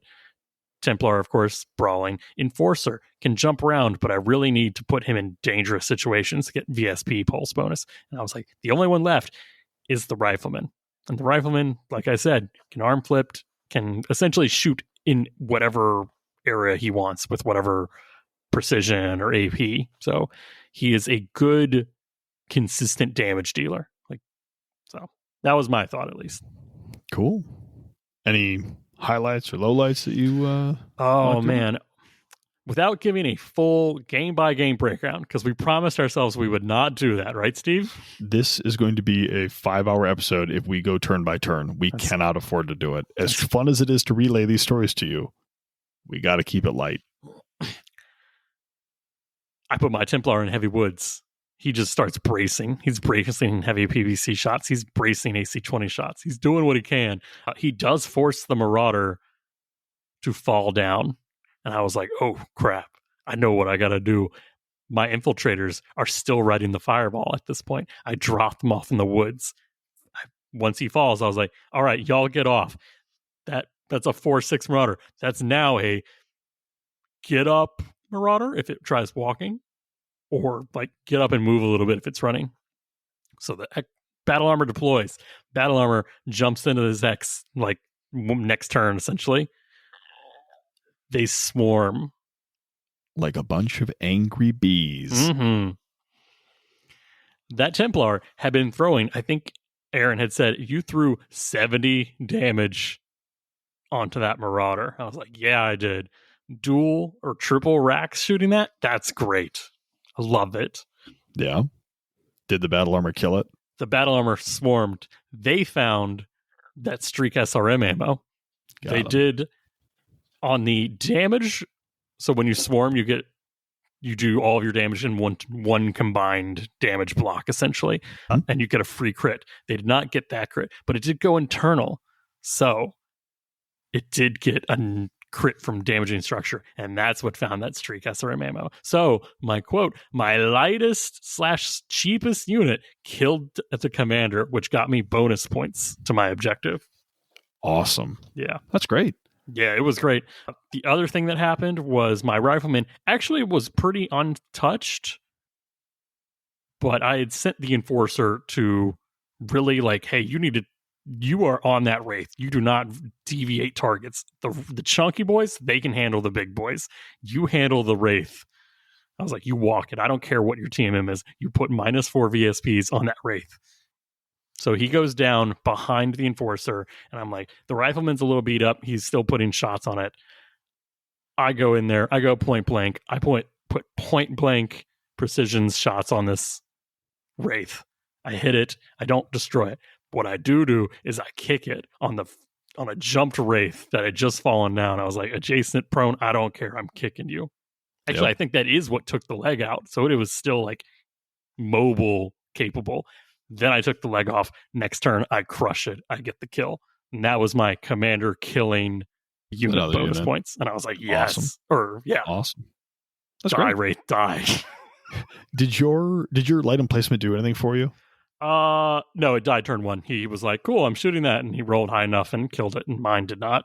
So Got it. I was like, as fun as that was, it was a little too far up to be like fun.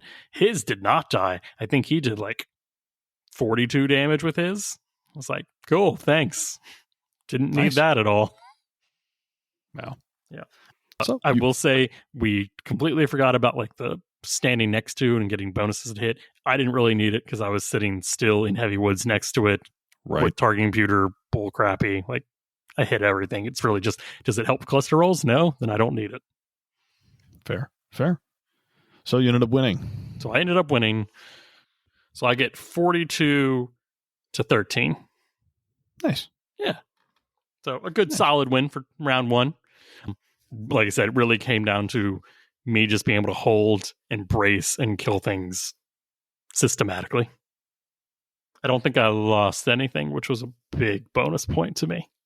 Yeah. Well, keeping things alive is huge, right? Yeah. Actually, no, he did kill the Templar. He did find Rack 5 ammo. That'll do it. That whole thing's a powder keg waiting to explode. That's it. Yep. No, there's not much you can do about that. So, all right. So, who's your opponent and what are you fighting against for game 1? So I went up against Matt Neal, who brought his Nova Cats. He brought a Crossbow Prime, Huntsman Prime, Goshawk Prime, and an Ebon Jag B. He made the Goshawk Prime his commander, which makes a lot of sense because it's a pretty mobile unit.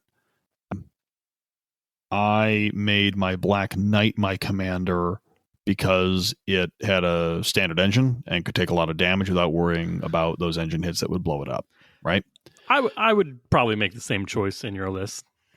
Yeah, it's like the Marauder would be fine, but it has that XL engine, which made me nervous. Yeah, and I couldn't make it the Awesome because it was my highest point unit. Exactly. So didn't leave a lot of other options. I could have done the Wraith and just jumped everywhere, but that felt dirty, so I didn't. But yeah, you also want to get kills with it, and the Wraith, while more evasive, isn't probably not going to do as much like critical damage unless it gets like a lucky pulse laser hit. Or you're hitting in the rear, and I don't really want to put the Wraith somewhere where it's going to get shots like that. Exactly. So that's still normally range 0 or 1 or 2. So yeah. So what was my thought process going into this mission? I had to try to trap that Goshawk because it's mobile.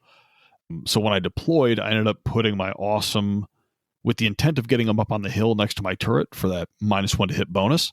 And then I tried to deploy the Black Knight and the Marauder on one side of the map to kind of push forward, and then the Locust and the Wraith on the other to sweep, to try to kind of corral him into a zone where I could gun him down.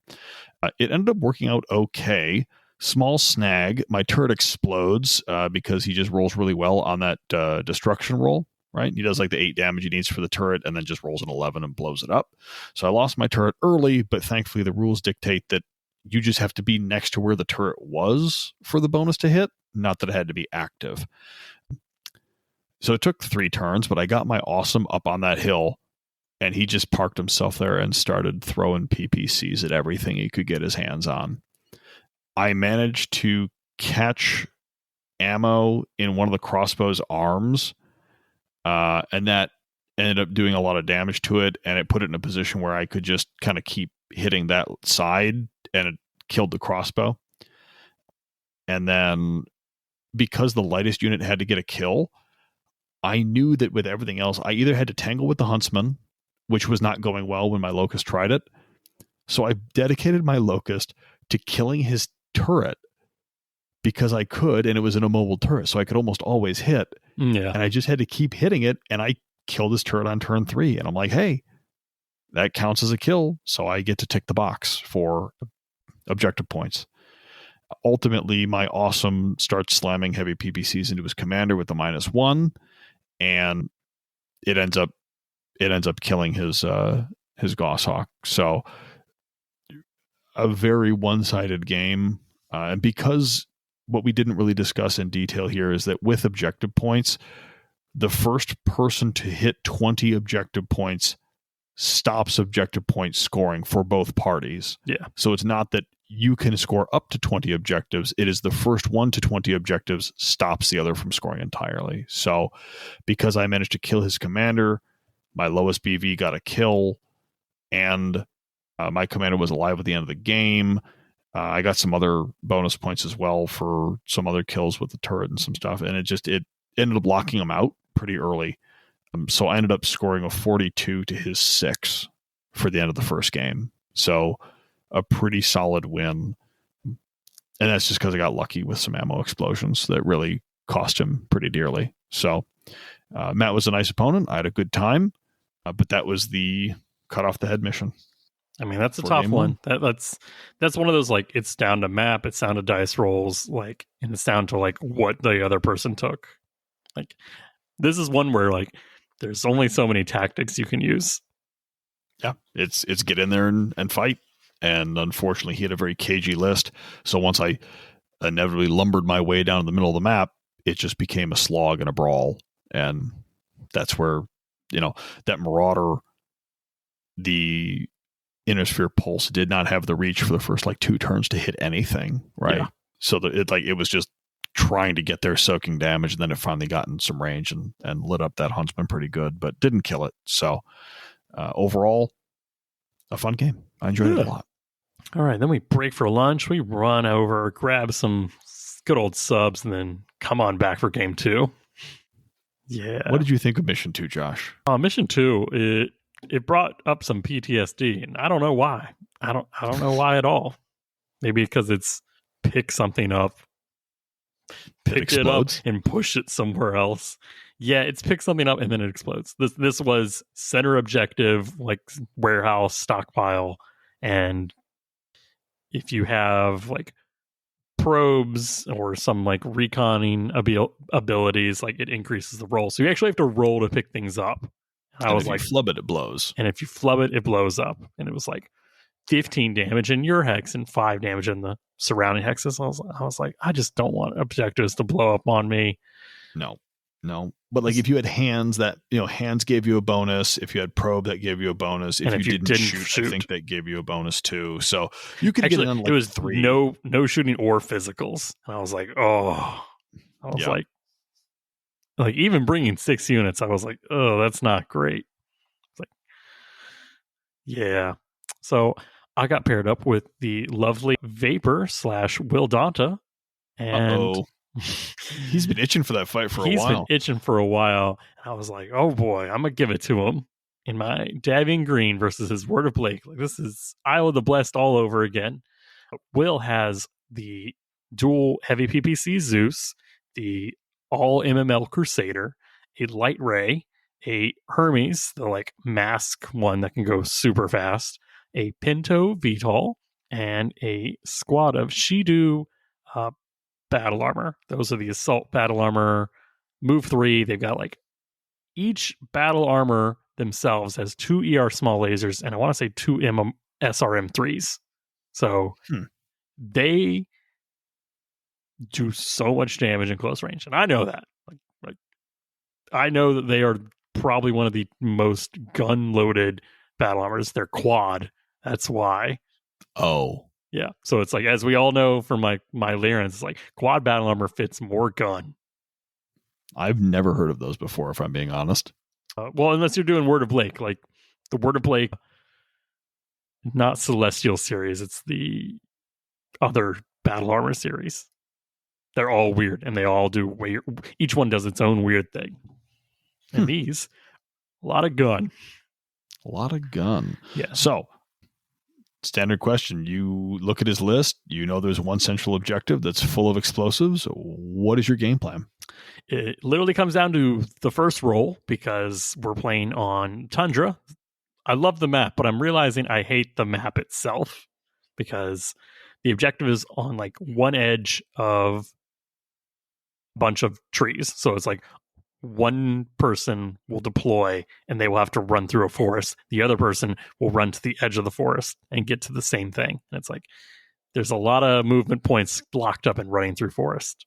Yep. So I decide, or I lose the roll, I should say, and I have to run down the mountain, run through the woods. And I was like, oh, I'm already at the disadvantage.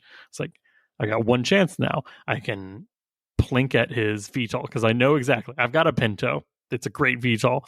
He's going to run that, fly it down, land, drop out the battle armor, and he's going to have the most BV efficient like turret on the objective. And I was like, that's fine. I don't have really anything to deal with that, but it's really one shot most of it.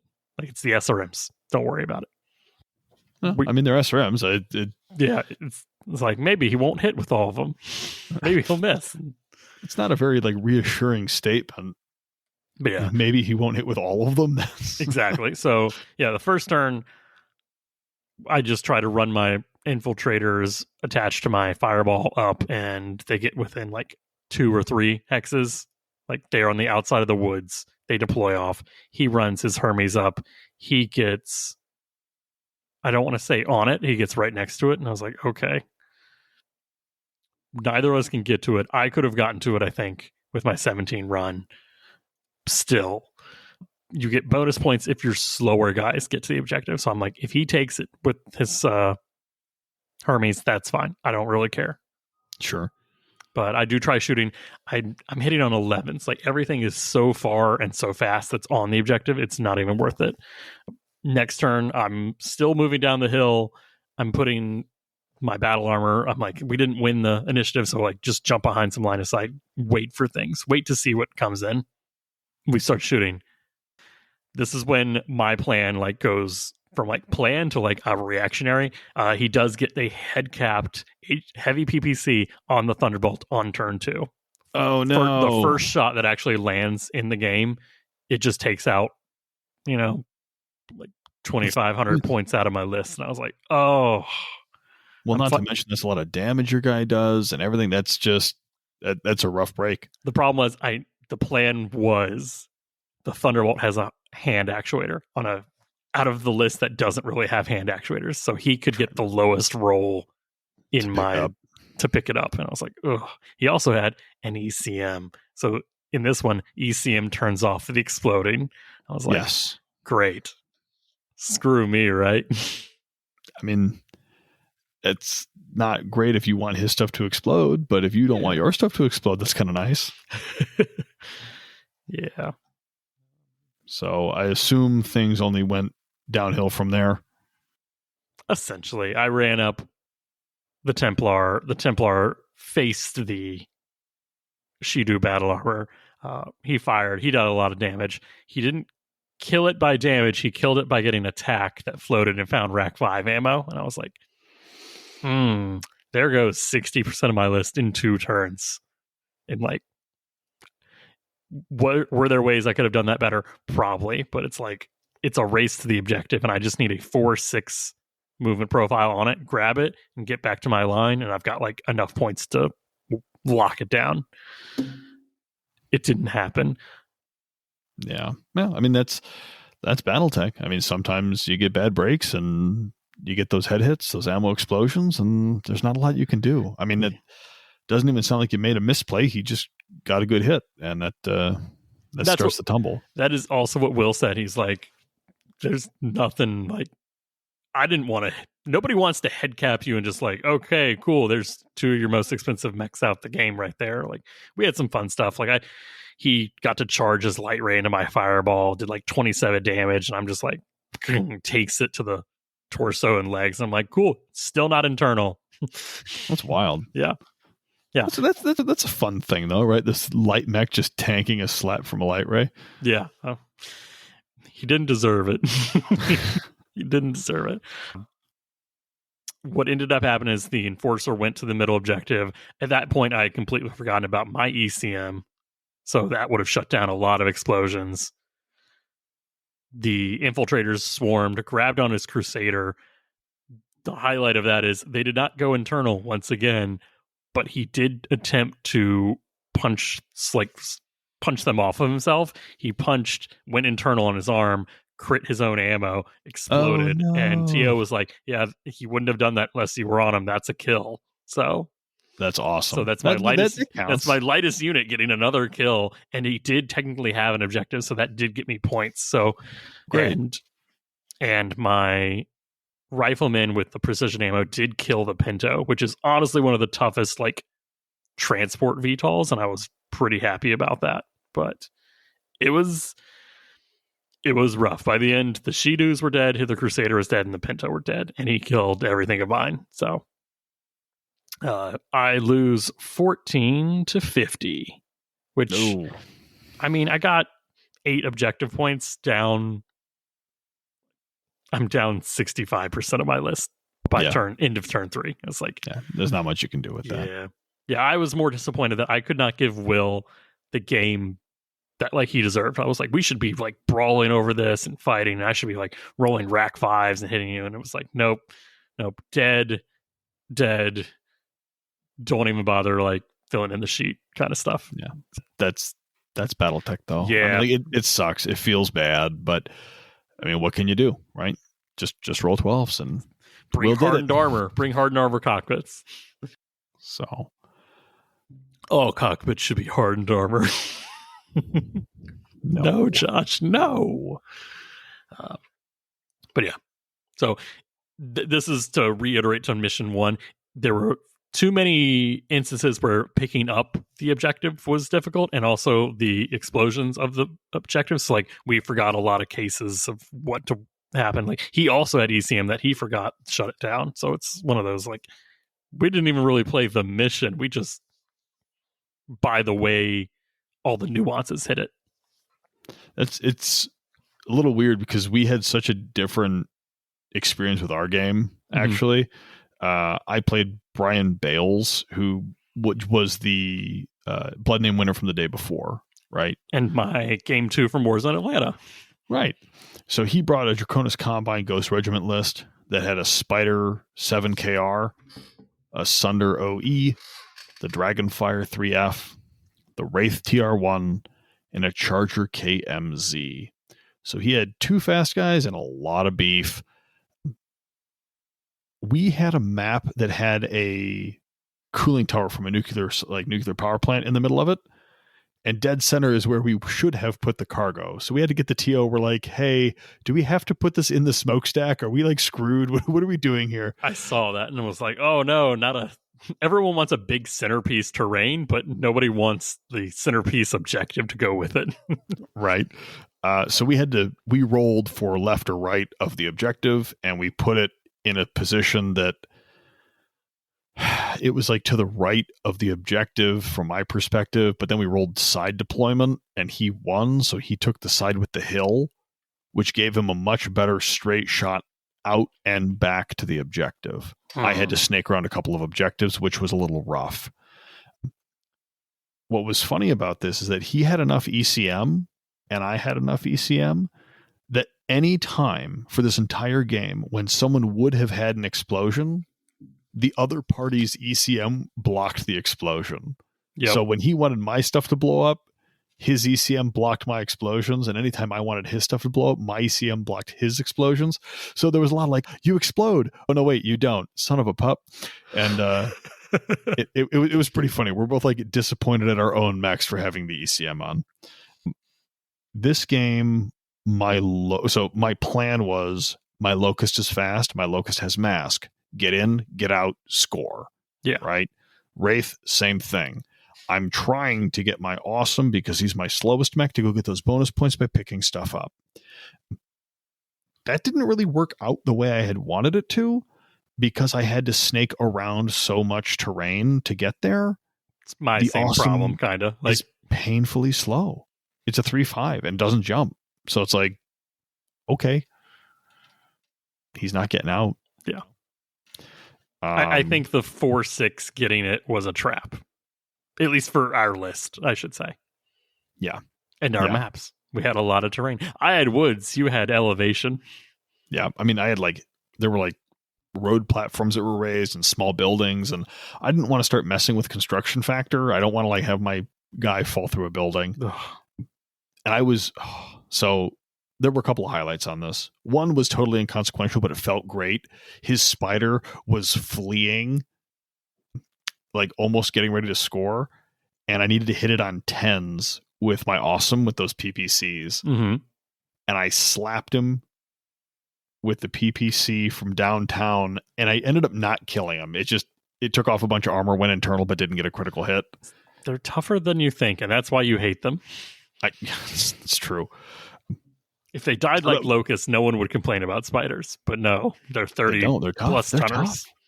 So it was like I hit it, which was awesome. And then I realized it didn't do anything. I'm like, oh, well, I should have shot at something else. It would have been more consequential, but oh well.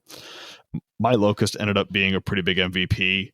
It managed to grab 2 objectives in the game and ran them back to score because I ran back to my deployment zone, scored, and it made another trip. The Wraith got one and also managed to score after dropping it in his ECM bubble. And then the goal was he was trying to make, so my awesome did pick up, it did make it to the middle of the map. It did pick up an objective, which got me the 2 points for my heaviest one picking it up. And I knew it wasn't going to make it out. Yeah. But picking it up gives me enough points to get there anyway. Just the attempt and succeeding, essentially. Yeah, so I got the objective points for that, which was great. But now his objective, the way he had to win, was he had to kill my awesome.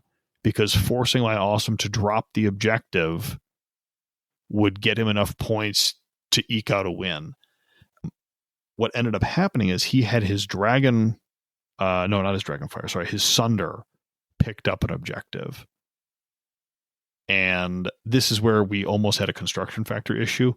He wanted to charge me over a building, but the Sunder is, of course, heavy as all get out, and the building was only a 25 CF building.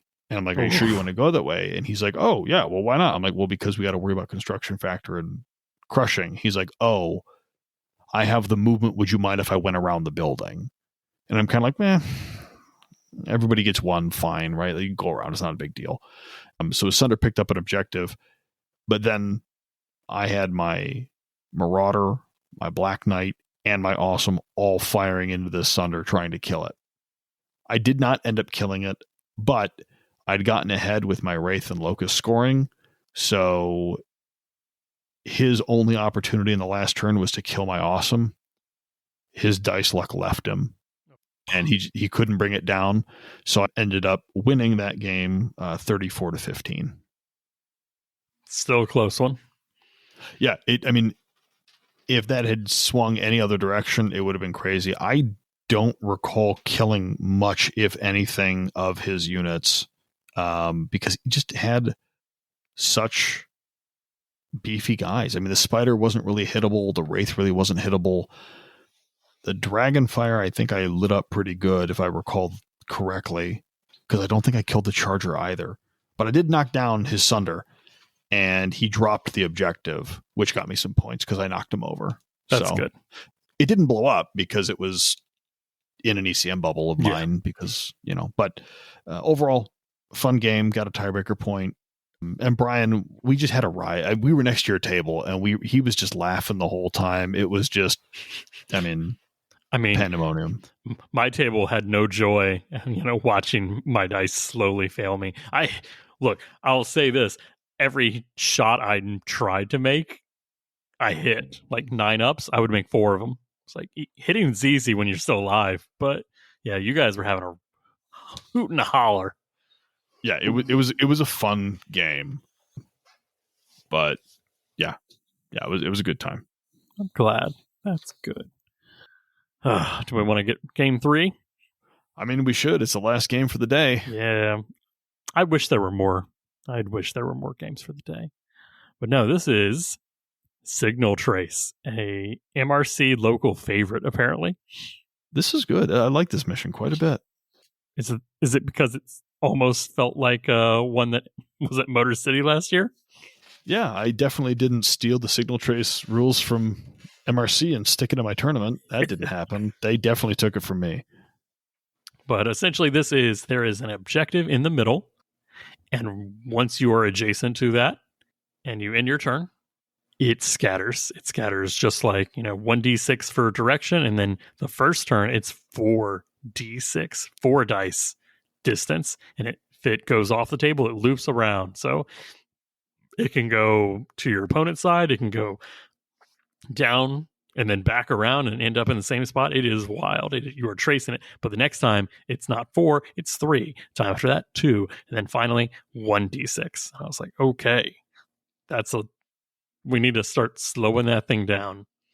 I was like, I felt pretty confident once I saw this.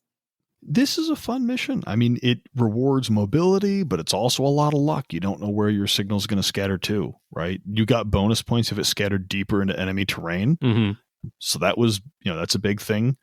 And, I like that it moves a lot to beginning and then it kind of slows down turn after turn. So it's like, it's not like it needs that. It needs to get more like, okay, the first time is really random. The second time, it's like, okay, it's going a little bit. You also don't want to roll high on this one.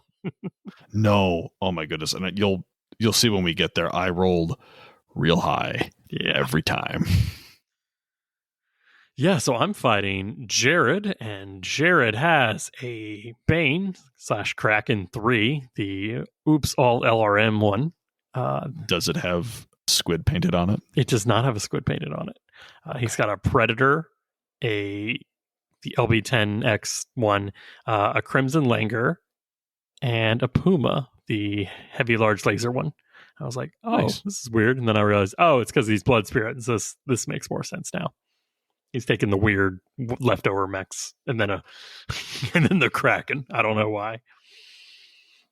But this was I felt good once I saw the matchup, and my plan was really cover the fireball. Like nothing else matters. I only have a score. I only have one unit that can really guaranteed always get in. So unlike the Tundra map, I was able to turn 1, get the fireball onto the objective, and drop off battle armor to cover it. So once my signal scatters independent of his signal, essentially. So I'm playing, I don't want to say playing with myself, but I'm following my signal. And if I can keep him off of getting his at all, I'm great. So we'll throw down some firing. My plan is to kill the Crimson, then kill the Puma, then if I have to, kill the Predator, and do not waste points on the Bane. My alternate objective is get the swarming battle armor next to the Bane and then just let them try to fish for a crit. But that didn't happen. So they went to alternate, which is cover the enemy objective if someone gets there. Sure. Where did you have stuff scattered to? I mean, was it going crazy on you? Or? My first scatter, all the way back in my deployment zone, like top of a hill, level 3, and the fireball had to throw it in reverse meme, but it took him. Sure. I think he could get there in 2 turns. So he scored early, and then he had to wait a whole turn before he could score again. I was like, oh, that sucks. Yeah. But because Jared's list was slower, he did not score turn 1, and I don't think he scored turn 2 either. So we both scored on turn 3. His Crimson Langer is, I know, tankier. I have one. And his Puma just wasn't the best choice. Still can generate a TMM. So, Any major highlights in this game? The highlights for this one is the Enforcer, while hot, because if it jumps and shoots everything, it does generate heat. He jumped, he fired, he put both the large VSP and the Snubnose PPC into the rear center torso of the Puma. I go internal. I don't do anything. He stays standing. We go physical. I kick, center rear torso, because I was able to. I jumped it to get that level 1 difference. I was like, I need it. So I kick. I did a clean donut kill on the Puma. Boom. I kill the Crimson Langer by taking out a side torso, engine plus 10 heat. He's always firing everything. He overheats, he shuts down. I want to say he goes unconscious. And that there's a Templar standing right next to him with a bunch of targeting pewter bullcrap. Yep. So I'm like, cool, let me target the other torso now. The Rack 5 can't target that because I'm going to still burst fire. So take him out the hard way. It's a highlight, low light. Unfortunately, we've talked a lot on the podcast about the line of sight rules, like splitting hexes and defender picks. There was a lot of that where I was precisely moving every one of my units because I think 2 turns I let the Kraken hit the Thunderbolt and the Templar each. And I was like, that's a lot of LRMs. So it's instantly Jared would move the Bane first. And then because he moved the Bane first, I could move all of my units, win or lose initiative, really, to like counter it. So right. Yeah, you had the ability to avoid the damage, which that Bane putting out so much damage probably hurt him pretty badly. Yeah, and it was definitely a feel bad because I learned that this is like Jared's, 7th, 8th, or 9th classic game. And it's like, okay, right. I hate that I'm having to teach you line of sight.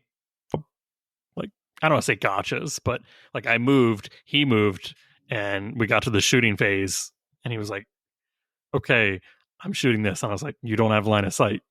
Like, we are splitting the hex. I'm defending. You selected.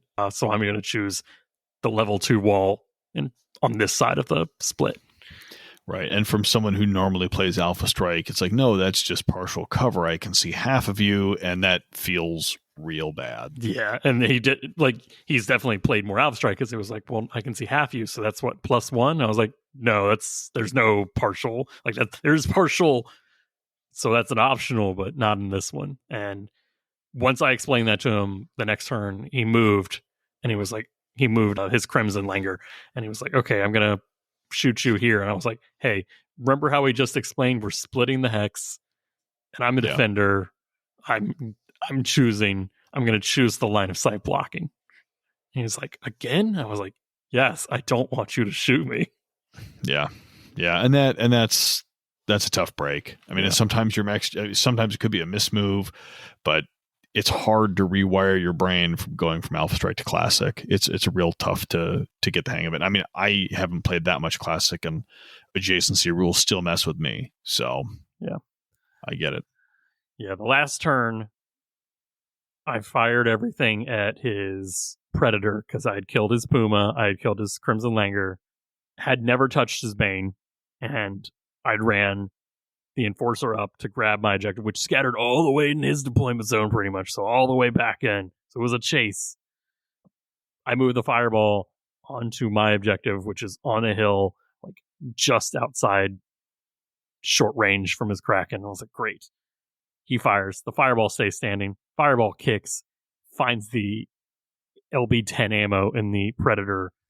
Yep. It's like, doesn't die, but he does go, unconscious. And then we have to get the T over, and Tio's like, yeah, he's unconscious. He can't grab the objective. So, and it's like, little Fireball doing what he can, kicking from that level difference. That matters. Yeah. All 3 damage. Or hey, 4, whatever. If it goes internal, it only takes 1. That's what makes LB so good, right? It's not the amount of damage, it's how you use it. That's right. That's right. So that was a solid win for me. Like I said, it felt bad because it was a big skill difference, but it was still a good game. I won 40-9. Oh, good. Yeah. How was your game 3? I got to play Brad Nichols, also known as Devian. Oh, boy. Brad is, as I mentioned before in the episode, he's a dream. He was possibly the most fun I've ever had. His list, not so much. Had way too many legs. I mean, like, more legs than I had, Max. This was unacceptable. I'm kidding, of course. He brought 2 Bishamon 4Ks. He brought 2 Scorpion 12Ks. He brought a Goliath H and an Urban Mech 68 with those MMLs. So he had, 4, 8, 12, 16, 20. He had 22 legs in his list. That's too many legs. That's way too many legs. Someone give this man a leg tax. Yeah, it was wild. So I am not very experienced in Classic.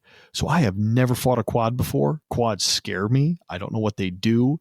So I told him, I just said, Brad, I don't know what these things do. I have to trust that you're going to tell me how these things work. And if I make a mistake, just gently correct me and I will default to your expertise.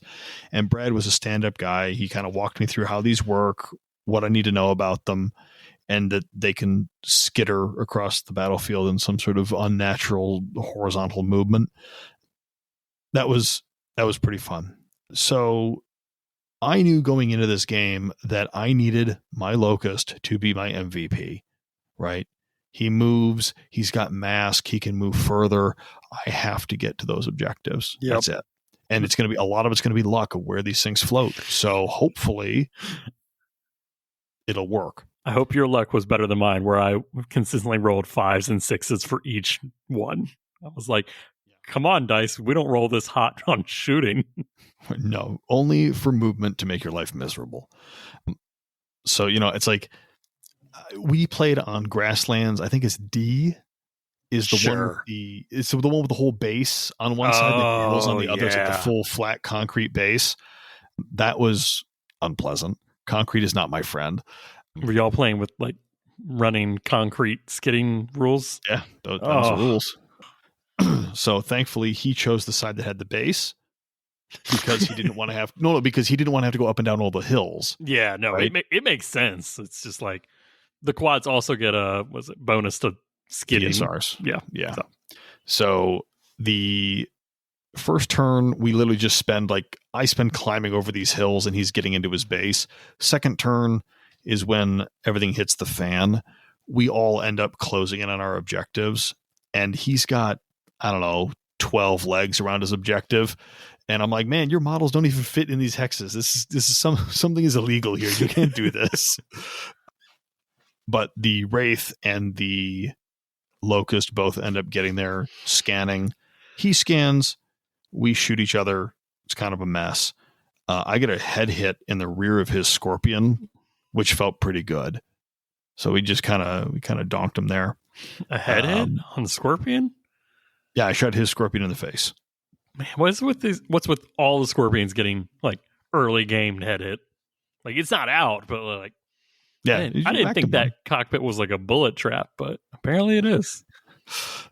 The bad news is my Marauder walked up just to try to delete some of these Scorpions, right? It's like he's just going to wade in there and just chop them up with his pulse lasers. He hit almost nothing. He really didn't do as much damage as he needed to. And then he got a head hit on me, and my guy took a nap. And then he fell over. Oh. And the next turn, he died. Buddy. So my poor Marauder was at least unconscious when these spiders just, ate him alive. But this game really came down to 2 rolls, right? Mine rolls all the way off the back, pops up back in my deployment zone. Thankfully, my Locust has mask. I'm rolling on 5s to activate this mask because I have to get there. I'm like, this is it. What I didn't mention is in my last 2 games, my mask ended up critting my legs into both 2 games. No. Right? So I'm like, now I'm rolling on 5s. So this was like first turn of game 2. I broke both my legs, right? Like, thankfully, it wasn't like hip crits, so I could still move, but I was slower. But in this game 3, I'm rolling on like 5s, 7s. It's like I have to get these mask rolls to make sure my mech can go where he needs to go. You're like, I don't need to do damage. I just need to keep running. I am speed. And he passed all of them. It was amazing. Looking back, should not have rolled those numbers on mask. That was a terrible gamble on my part. But when the dice go your way, it's hard to lose. So my Locust is zipping back and forth across the map. It floats. So after I score it the second time, I roll again and it floats back across the map into his base on the concrete. Oh, no. And I'm like, oh boy. The Wraith jumps, and now I need to make a decision. Do I roll to mask the Locust to get it behind a wall, only visible by the MRM Irby, right?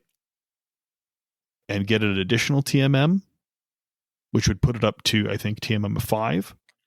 Or do I take the 4? And it would have been the difference between him having to hit on 8s or having him hit on 9s. Right? And like statistically, those 9s are traps when you're shooting on them. So I needed to make a decision. Do I roll the mask or not? Ultimately, I decided not to roll the mask. Let him shoot me on 8s as opposed to 9s. And 2 things occurred this turn, which was turn 5, that really swung the game. He is point blank MRMs. Yeah. He needs an 8. He rolls a 7. Oh.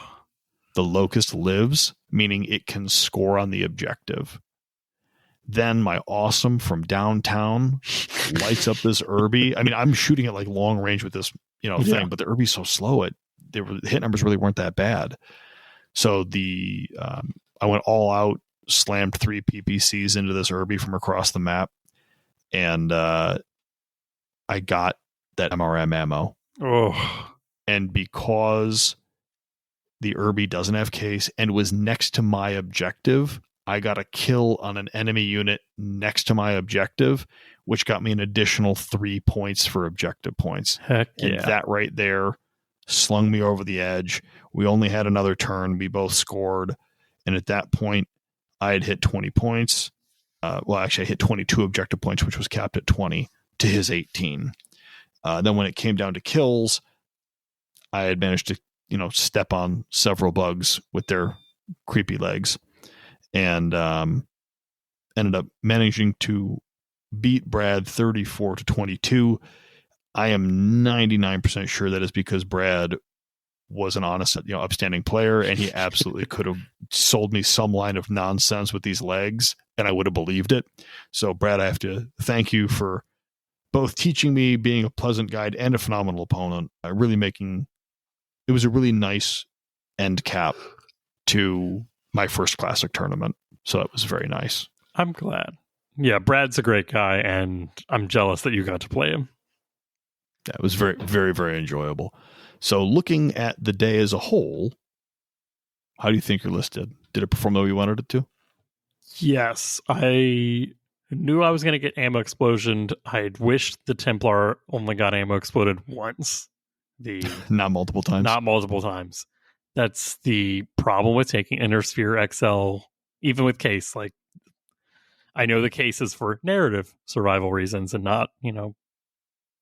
Those XL engines. Yeah. So it's like, cool, you're destroyed. It's like, but I'm not destroyed.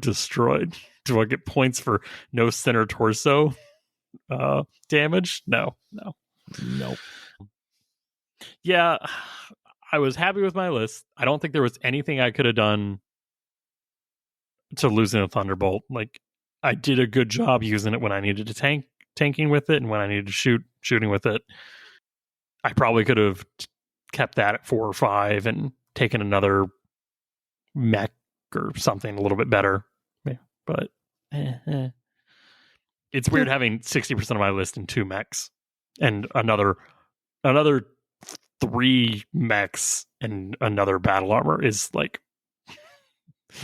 the low end. Like, they don't do the damage, they just do things that I need. Like, sure. Yeah, they get just as good hits, but they don't do the damage. That's the thing. Sure. So, sure. No, I liked my list. I was happy. I took everything I did. If I could go back, maybe I'd swap the Templar with the Ajax triple rack tank and just yeah, all we are is rack. Deal with it. All racks all the time. Because I debated. I was like, I could take a unique unit or I can take that tank. And I was like, a tank would be fun. Yeah. Tanks get funny. Again, with my limited experience, I don't know a lot of the vehicle rules outside of BSPs, so I get nervous when I see things I don't know. The quads were scary enough, so I'm glad I didn't go up against any vehicles. Yeah. I will say, my fears for taking racks to a tournament were unfounded because I did not jam in game 1. I did not jam in game 2, even though I only got to shoot my racks at full speed once. Game 2, literally, ask Vapor, I fired my rack at 5 shots one time. But game 3, I had to unjam the Thunderbolt twice and unjam. By the end of it, both the Templars racks had jammed. So yeah, I jammed 4 times in that game. Didn't need to because I had secondary weapons, but it was Come on, I need Papa needs big damage in groups of 5 next turn. A little bit of cross your fingers and hope. Yeah, but it was still fun. I'm glad I took it. What about yours? How did you like your list?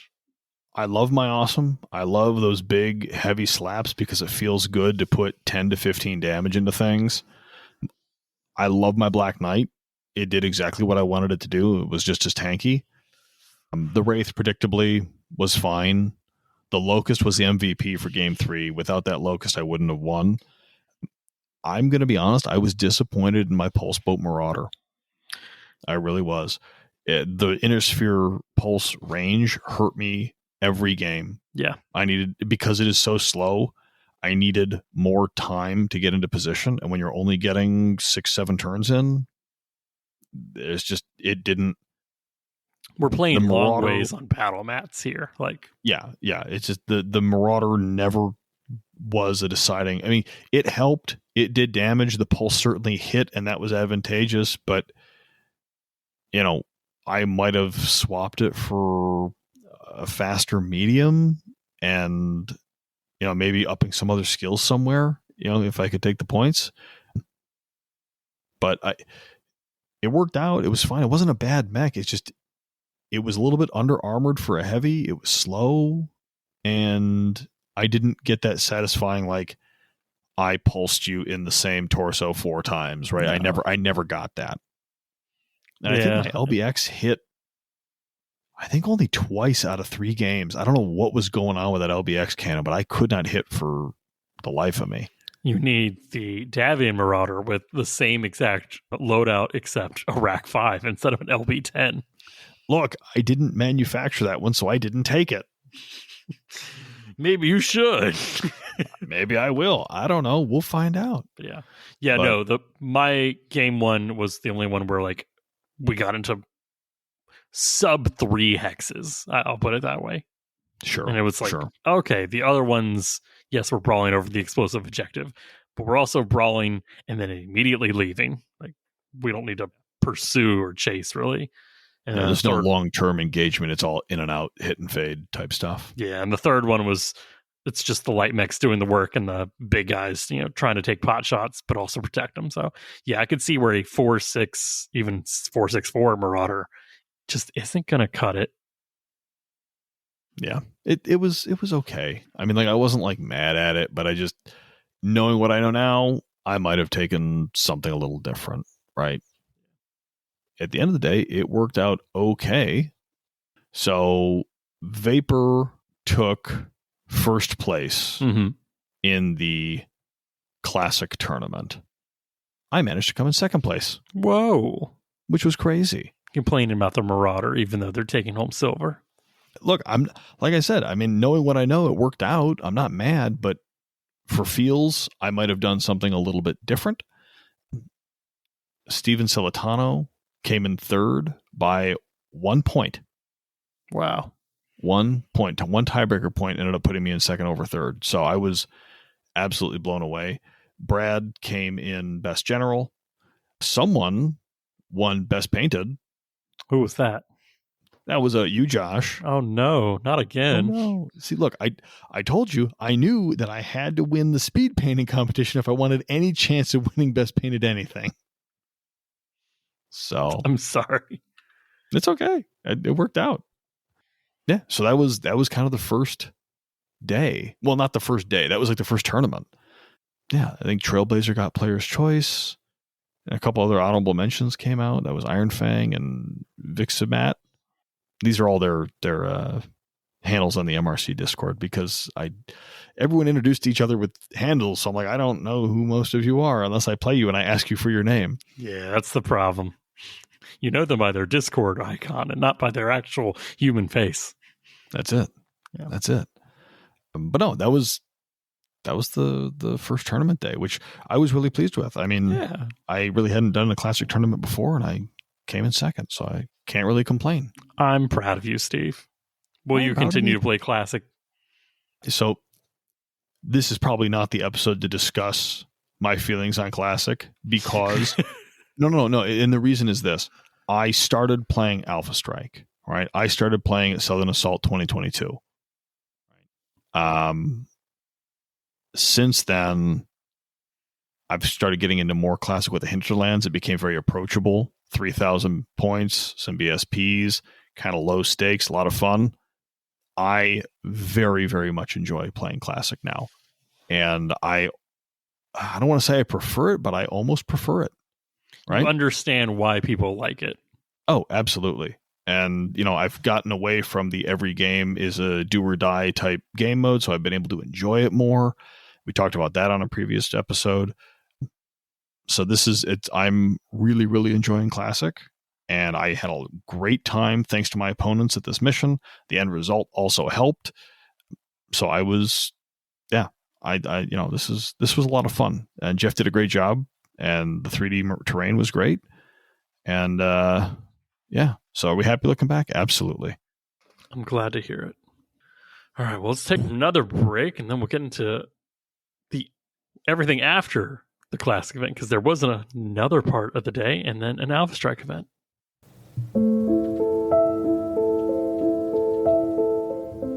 Every hour, 100 Inner Sphere Surats are killed in the flames of war.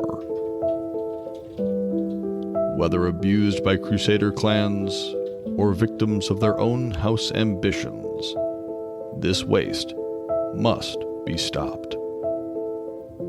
Clan Wolf can save them.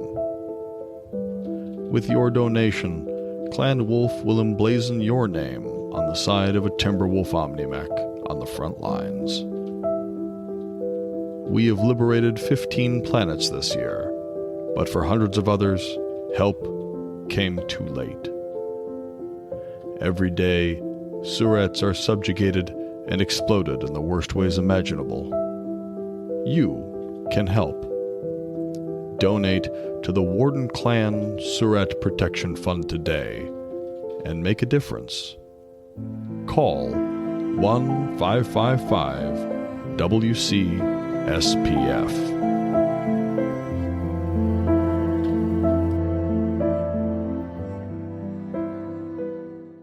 But that was a good time at the Brawl and the Bluegrass Classic tournament. Honestly, I wish it was more games than just 3. I would have liked to have done more than 3. It was exciting to do, and I'm like, oh man, I can totally do another one. I was ready to do at least one more by the time we were finished. But then you sit down for a minute and you relax. You're like, oh, I'm actually kind of tired. Yeah, but unfortunately, Jeff didn't let us go to sleep. What did he force us to do? Well, we had to eat pizza again. It's tradition. More pizza. So we had some pizzas delivered, but it was also surprisingly difficult trivia game. It was surprisingly difficult. Like, first off, what was our team name, Steve? That's a great question. There was some confusion. Originally, it was This Is Josh, and then it was Hans's Little Black Book, and there was another one thrown in there. I don't remember. I truthfully spent most of trivia time mixing gin and tonics for people and convincing folks that Malort wasn't that bad of a drink to try. And I got rid of most of my bottle of Malort.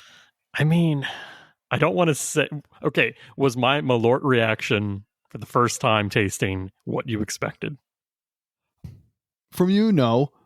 I mean, for those of you not in the know, Malort is a spirit/liquor that originates or hails from Chicago. It is a wormwood-based liquor and is pretty universally known for tasting absolutely disgusting. I get primary notes of burnt acorns and tar, which are not terribly pleasant flavors. But I had a bottle, and I decided I was going to spread the love. So I let everyone try Malort, and we got some pretty strong reactions from some other people. But Josh, you looked at this and went, that's not that bad. But knowing that you're dead inside, I'm not surprised. That's true. I mean, what was my reaction to your fancy shoju was more visceral. Yeah. So I also brought a bottle of soju because I was just grabbing things off the bar to bring with me that people might like to try or whatever. And soju is just a Korean rice liquor. And I think you had a stronger reaction to that because it is much more ethanol forward. Yeah. I don't do well. My time in the old chemical labs, I have that PTSD reaction to pure ethanol. So, but no, yeah, Malort, get yourself a bottle, try it, share it with your friends, tell them what it tastes like, or don't. Malort, not as bad as you think. It's. I'm not going to sugarcoat it. It's pretty gross. Oh, but yeah. So we did trivia as a team. I think it was me, you as the bartender, I should say, Will, Donta, and I can't remember the other two. We had Brad and we had Warning. Oh, that's right. We had Brad and Warning. Yeah. So we had a good team. Unfortunately, Hans's little black book, we are a technical specs mastermind and not lore. And hey, you take that back. I got the question right about a decision at Thunder Rift, and no one believed me. And you guys sent in Sword and Dagger, and I was right. Hey man, I don't know how to read. You belong in the MRC. Exactly. I was in my element this weekend. But it was fun. Yeah, we lost out. I think the last one. I don't know. By the time we got to scoring, what was the last question? It was a double, or it was bet it all or nothing.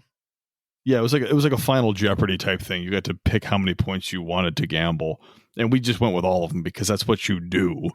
If you're a real Mechwarrior, you gamble everything, and we got it wrong. I don't remember what we got. How many units were in the Allied Mercenary Command going into the Jihad? Yep. That could be. Yeah, and I did not have that one. We'd emptied most of a bottle of gin. Yeah. For better or for worse. But then I thought it was great. I just don't remember what the questions were. But somehow we got to sleep and then woke up the next day for more Alpha Strike, right? Yeah, Alpha Strike. Or more Battletech. This time, Alpha Strike flavored. Yeah, that was another 3 games staring you in the face. It was a little bit a little intimidating. Like, man, I just did 3 games of Classic, coming into another 3 games of Alpha Strike. Like, Alpha Strike is less complicated, but it's a totally different skill set. And you got to be on. I mean, it was a lot. It was a lot of Battletech that weekend, but it went well. A little bit about this Alpha Strike tournament. This used formation bonuses and formation movement. You could also avail yourself of alternate ammos should you so choose, which is different than most Alpha Strike tournaments that I've played in. Yes. The other big difference is this was single attack roll, which meant you only needed 1 pair of fancy schmancy dice to play with, and that felt wrong. Yeah, I learned playing multiple attack roll. Single attack roll was certainly an adjustment. Can't say that I loved it, but it wasn't as bad as I thought it was going to be, truthfully. No, this was 375 PV, which is what we are, I'd say, comfortable playing at, but with the added rules of formation, abilities, movement, single attack roll, and alternate ammos, it definitely felt like a completely different game. Like, this was not the Alpha Strike that me and you play, for you maybe once a month, me once every couple months. Yeah, I mean, this is adjacent to Southern Assault, right? Same point value, same force sizes, but using formations and formation bonuses made list construction really different. Oh, yeah. As everyone would expect, I turned mine in 48 hours before because I was like, I don't know. I have to use an entire, yes, I could have used the rulebook and built this, but even the TO was like, please use Jeff's Battletech Tools 2C to make a compliant list. And honestly, if you're going to do formation bonuses, Jeff's Battletech Tools is the leading tool to use, because once you put all of your mechs into the respective lances or stars, it will then calculate all of the variables necessary to show you what is a battle lance, what is a command lance, what is a support lance, what is a hunter lance, right? It shows you the options that you can select from as to what legal selections are, and it takes a lot of the guesswork out. Yeah. This in and of itself wouldn't be terribly complicated, except certain lances have weight requirements, certain lances have role requirements, like you need X number of strikers or X number of juggernauts, and it can be a little bit much to keep track of if you're learning how to play in this formation kind of realm. So Jeff's BattleTech Tools 2C is almost a must-have. Yeah. So I want to say this was like putting the last Infinity Stone in our gauntlet, because me and you had played at Adepticon with multiple damage rolls. We've played at Southern Assault, which is multiple attack rolls, and this is the first event I had gone to that did single attack rolls. So by now I've tasted all of them. Yeah. Yeah. I think this was my first official event that used single attack rolls. I think my rankings would be pretty common. I think I prefer multiple attack rolls the best. Single attack rolls probably second. It's a different type of game. It goes really fast, and I'm not terribly in love with it, but I understand its value. And then there's multiple damage rolls, which I would really not use outside of any sort of narrative game. No reason to. No. I mean, it gives your mechs more survivability. So if you're playing like a narrative game with characters that you're trying, like a Destiny type game, you could use multiple damage rolls to maybe keep your guys alive a little better, and then give yourself an opportunity to, run off the board if you want to try to save your life. But you don't need to talk up multiple damage rolls. It's just I'm not trying to. It's just a random damage cut in the middle. Like, cool, I hit, and I have to now see if I do damage. Like, no. I talked after Adepticon. I was like, nah, I'll do multiple or single. I don't like multiple damage rolls, but I'm saying I see what role it could fill. I don't see. No, I'm blind here. No. Okay. But no, I don't care much for multiple damage rolls, because then when you finally do hit something, you don't even do all your damage, and that feels exactly. I was like, I'd rather not hit at all. Don't make me roll dice beforehand. Okay, we made list. Would you like to hear my list for this event? Sure. Shocking to all but no listeners, I took more Davians. Why? Because, I took them for the classic event, and it'd be real easy for me to not have to paint more. And I didn't really get to use them fully at Southern Assault as much as I wanted. So I took a company of Cadet Cadre NAIS. The first one, I started with a Rifle Lance, and the Rifle Lance gives me 2 units at the start of the turn. Get either Weapon Specialist or Sandblaster. Weapon Specialist giving -1. If I miss by 1, I do half damage. Sandblaster is +2 damage in short, +1 damage in medium if I hit. So the whole thing about that is it's autocannon based. It's in the new Davian Force Manual. And I was like, cool. I want to try out the cool new special thing that I paid for when I got this Davian book. Like we don't play with formations very much around us locally, so this was like the one time I'm going to get to use it. Stretch those legs, see how they work. Exactly. So my Rifle Lance has a Skill 4 Griffin 4R, the Super Griffin. It's definitely the weird one that doesn't fit into the Rifle Lance, but I wanted to take it and it fit there. I took a Hammerhands 5D, which is the autocannon variant, so AC2 instead of Rack 5s. So still got C3, still got Jump Strong. It's just less Hammerhand now. It's the original.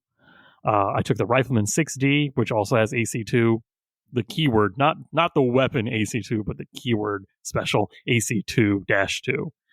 And then I took a Centurion 9-ish, which also has AC2, the special. So, oh boy, I've got 3 things that can play with special ammunitions as well. So I'm loading up the Hammerhands, the Rifleman, and Centurion with precision ammo. Because like you said, we could take specialty ammos. And there really wasn't like a limit or like anything to it. No cost associated with them either. Nope. You just got them. Shockingly, those would be the only specialty ammos I would take to this entire event.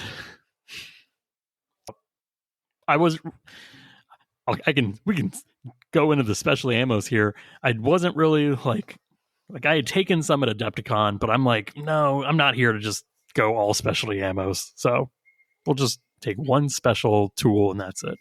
Yeah. Look, when there are so many specialty ammos available in the book, you got to try them out a little bit to see how they work. Yeah. for a tournament setting, there are certainly options that are straight up better than others. Same with the SPAs that are associated with the lance construction. So initially I was worried that people would figure that out and just bring very unpleasant things, right? Because I mean, this is whenever you have something that is added to a game for flavor or fluff, they're not always the most balanced. And if they're not always the most balanced, you always have to worry about players showing up with the best toys, right? Yeah. So I had some reservations coming into this.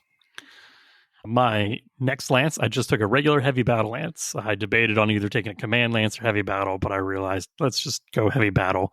This has a Templar OF, which the C3 Master, a Battle Axe 8D, old reliable.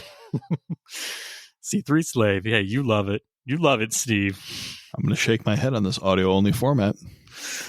Thunderbolt 7 SE, which has ECM and the Enforcer 3 in AIS, because C3 Slave, ECM, and Jump 10 is fun. Like I said, nothing really wild about that. It's just the Templar can be C3 Master for, 4 units, 3 other ones, I should say. And everyone loves the Battle Lance, which is just, you get the number of units you're taking plus 2 for rerolls.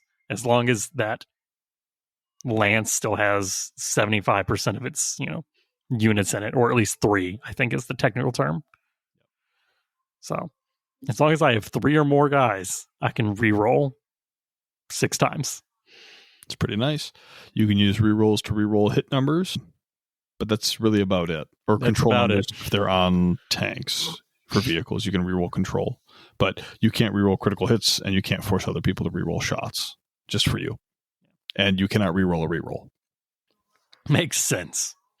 And my last one, number 3, is a Hunter Lance, and that is a Fireball 8D, a Infiltrator Mark II battle armor, magnetic, of course, Hallberg 2 battle armor, which are the chunky boys, and a Ripper Infantry Transport, which is just a VTOL with IT4, essentially. And the bonus for that one is, start of each turn, 50% of the units get Combat Intuition Special Pilot ability. And that special pilot ability, if we remember to Adepticon, lets you act and resolve everything before anything else has. Yep, you can move and shoot before the opponent gets to do anything. Yeah, it's nothing special. Like I said, it's just, I shoot a couple autocannons better and a normal C3 lance. Like, that's it. Yeah, I mean, command intuition can be very, very good but situational, right? Mhm. Moving, getting behind someone, dumping into their rear arc before they've had a chance to move is huge. Now, granted, I believe they still got the TMM from the previous round, but units always have a TMM. I know NC Kestrel has said that it's like there's no case where you don't have a TMM. You just are modified for the TMM. Like, right. When we pull our dice away, that's just a physical representation. It's not like that unit has no TMM in that pre-phase. It's like, no, it has the TMM still. Like the unit that is part of the unit. Right. And I mean, that's important to know. But, command intuition can be very good against situational. And honestly, I think Sandblaster is better than you give it credit for, because that 2 damage at short, 1 at medium, that stacks up real fast. Yeah. I mean, it was good. It was good. Can't say anything about it. But that's my list. Steve, what was your list going into this? So I decided to bring Jade Falcons because I had to. Steve, again, another Jade Falcon to the Alpha Strike event? Look, I have like 70 some painted Falcons, so I can really pick whatever I want out of the Falcon MUL and just stick it together in a list. I was expecting Merrick's for this. Well, I played Merrick's in the Classic tournament, and I was driving. I wasn't flying, so space really wasn't an issue for bringing models. So okay. Well, I could bring different stuff, so I did. One of the things for list building in this is you could take double variants, right? Not only double chassis, but the same variant if you wanted to. Mm-hmm. So I was very creative in my list building. So I did Jihad era Jade Falcons, which took a Summoner B, second Summoner B, a Linebacker F, a second linebacker F, a vulture A. So that's your first star. Yeah, that's the first star, and that's a heavy battle star. So that just means you get 7 rerolls. 7 rerolls as long as 3 guys are alive. So why the duplicates? Because that's something that I rarely see people take unless they're really trying to, I don't want to say min-max, but like I'm taking all, awesomes with PPCs and they've got special PPC equipment or something. So I wanted to use special ammo. So when I do my list building, I try really hard, especially for some of these things I'm not terribly familiar with.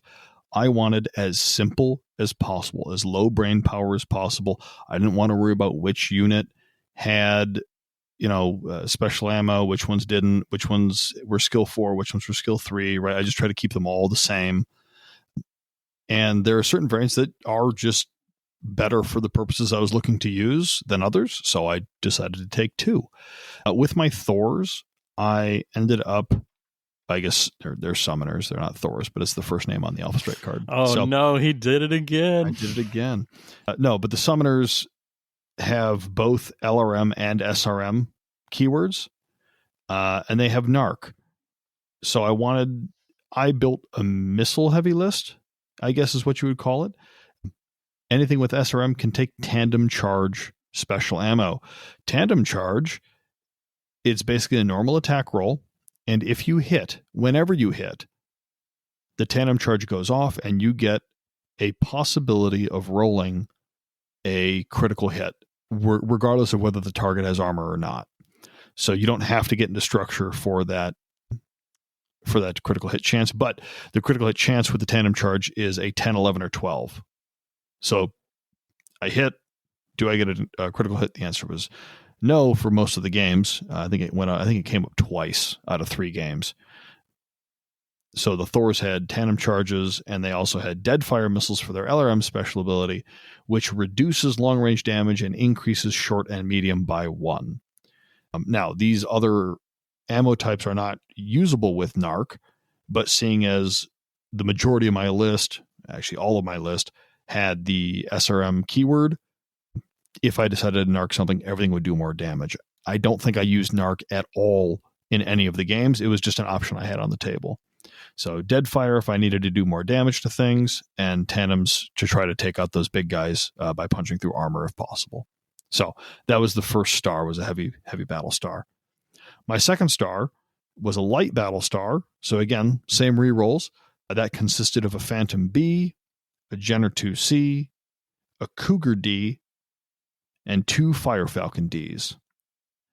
All of these, everything on the list had tandem charges, so I was hoping to spam critical hits if I can to try to take things out early.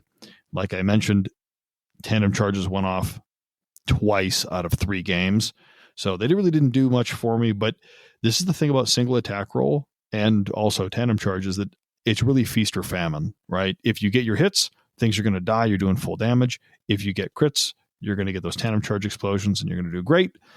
If your dice are bad, you're not going to get those and you get nothing, right? So it's really a yes or no kind of binary game when you play with those rules. But something else I did that I was very pleased with myself, in order to limit brain power, I had a buddy 3D print clip-on hex spaces that sit flush with the CGL plastic base, right? But I had 5 in yellow and 5 in green, and I just clipped them on the bottom bases. So when you had to move star by star for formation movement, I just had to move everything with a green base attached to it, and then they would get their initiative activation, and then I would move everything with a yellow base, and that's how I did it. So I could keep track, rather than asking which mech is in which star. Is it this one? Is it that one? Which, so I could just do away with that, and I just labeled them with little clip-ons. So that was really nice. It really helped kind of keep things simple for me. Let me focus on other stuff. Was there anything that did not have tandems on it? No, everything had tandems, and then the summoners had dead fire as well. So very simple list. Everything has rerolls. Everything has tandem charges. If I'm hitting you, I'm hoping to get a critical hit. I have to ask, Steve, and I have to ask this as someone who self-polices a list. I don't want to go fully kilt into a skew like of that. Like my entire force does one thing. Like that would be like me doing a C3 company, which I can do. I just choose not to because like that's not fun even for anyone that I'm playing against, even if they have ECM. It's like, oh, everything is locked into the same C3 network, so everything's in short range because one unit's in short range. I've never encountered anyone that's ran an entire, like, for you, it's just a binary that is geared entirely towards one gimmick. Yeah, I mean, it's the reason I did it was it started out with like one or two that had it, and then I realized that my summers had narc, and the linebackers had narc.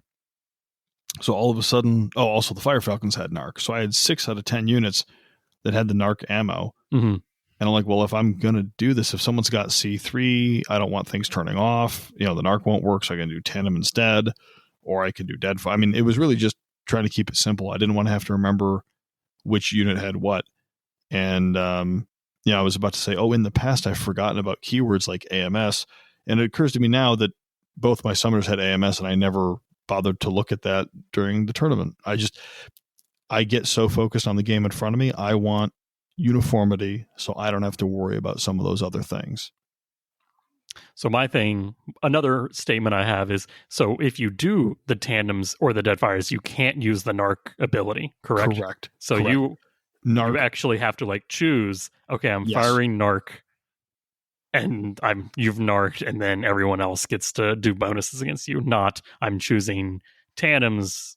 I'm getting more damage on that. It's like, right. No. So tandems don't stack with narc. It says in the rule packet that narc is not usable with other special ammo types.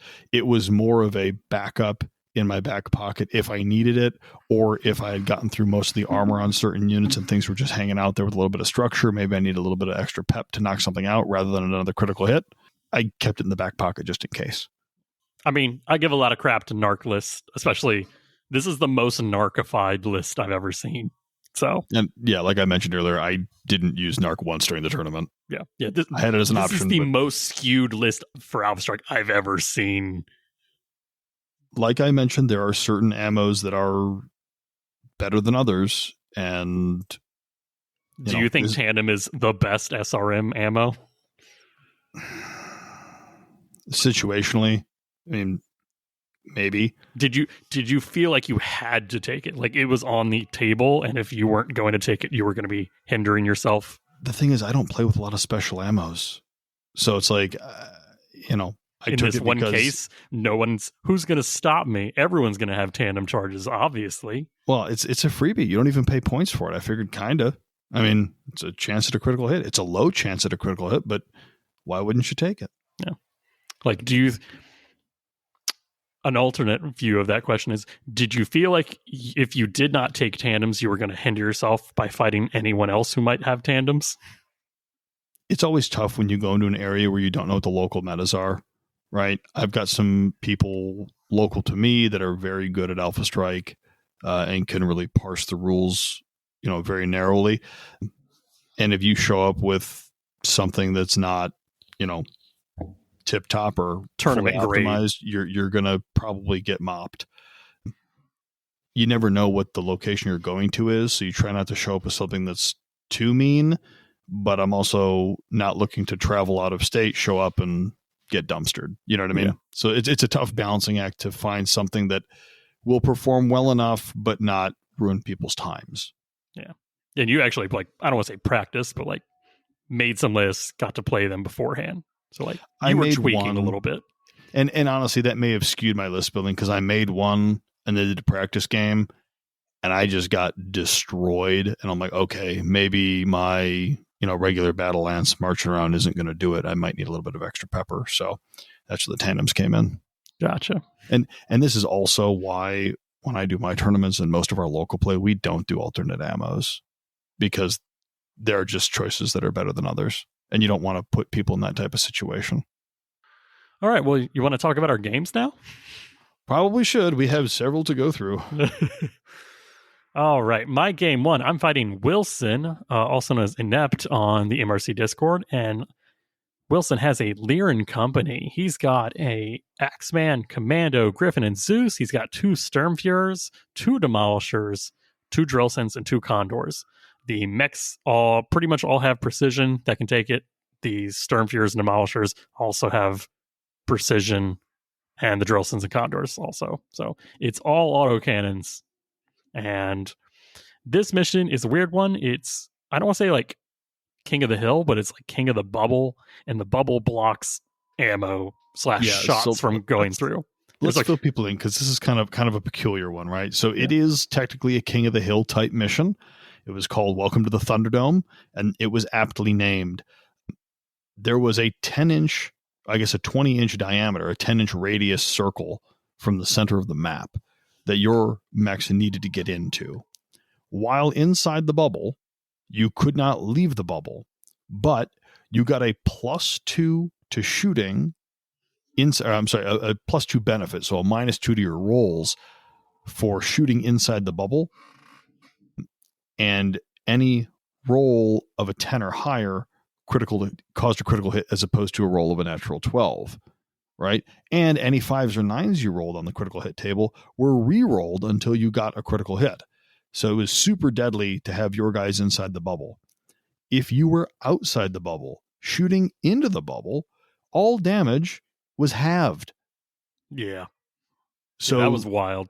Really incentivized getting into the bubble. You had to be inside, and then every turn, I think 4 inches off the edge started shrinking, right? The outside walls kind of closed in. And if your mechs were outside that border, they would begin to take damage and critical hits.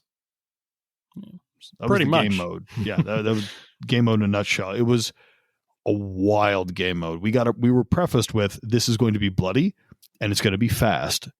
And we're all like, what do you mean? We found out. Yeah. So how did your game go with Wilson? My game was good. My plan was really just run. I've got a light lance, and as long as I can get that in early, I'm good.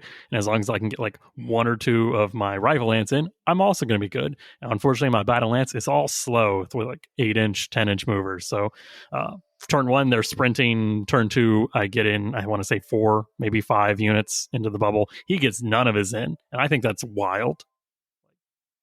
He did not utilize his hovercraft like I thought he would. And I'm like, instantly turn 1, I'm ins, and I'm like, I think I've got the game, because he didn't rush his hovercraft in to score points. Because just like on the classic event, once you score 20 objective points, that's it for scoring. So by me getting 4 guys in on the first turn, I think that's like 12 points or something wild. I believe it was 2 points. 2 points, yeah. So I've got 8 points and he's got 0. I was like, this is wild. So 1 point per non-crippled unit you control inside the energy bubble. So every turn. Of every turn. So I'm like, first turn, I've got a bunch of guys in. He's got 0. I was like, he's faster than me. He should be in here. But next turn, I run all of the rest of my guys into the bubble. I think there was like a few that still couldn't get to the edge. That's fine. He starts putting in the hovercraft. I think he gets half of his tanks in and like half the mech. So he's got like half his force in. I've just got all like a couple. One of the objectives is kill something that is outside the bubble. So my entire force kills his 1 Sturmfuhrer, which, by the way, has a lot more armor than I was expecting. Those things are tanky. Demolishers, I thought were tanky. No, they are only gun. Sturmfuhrers, only armor, not as much gun.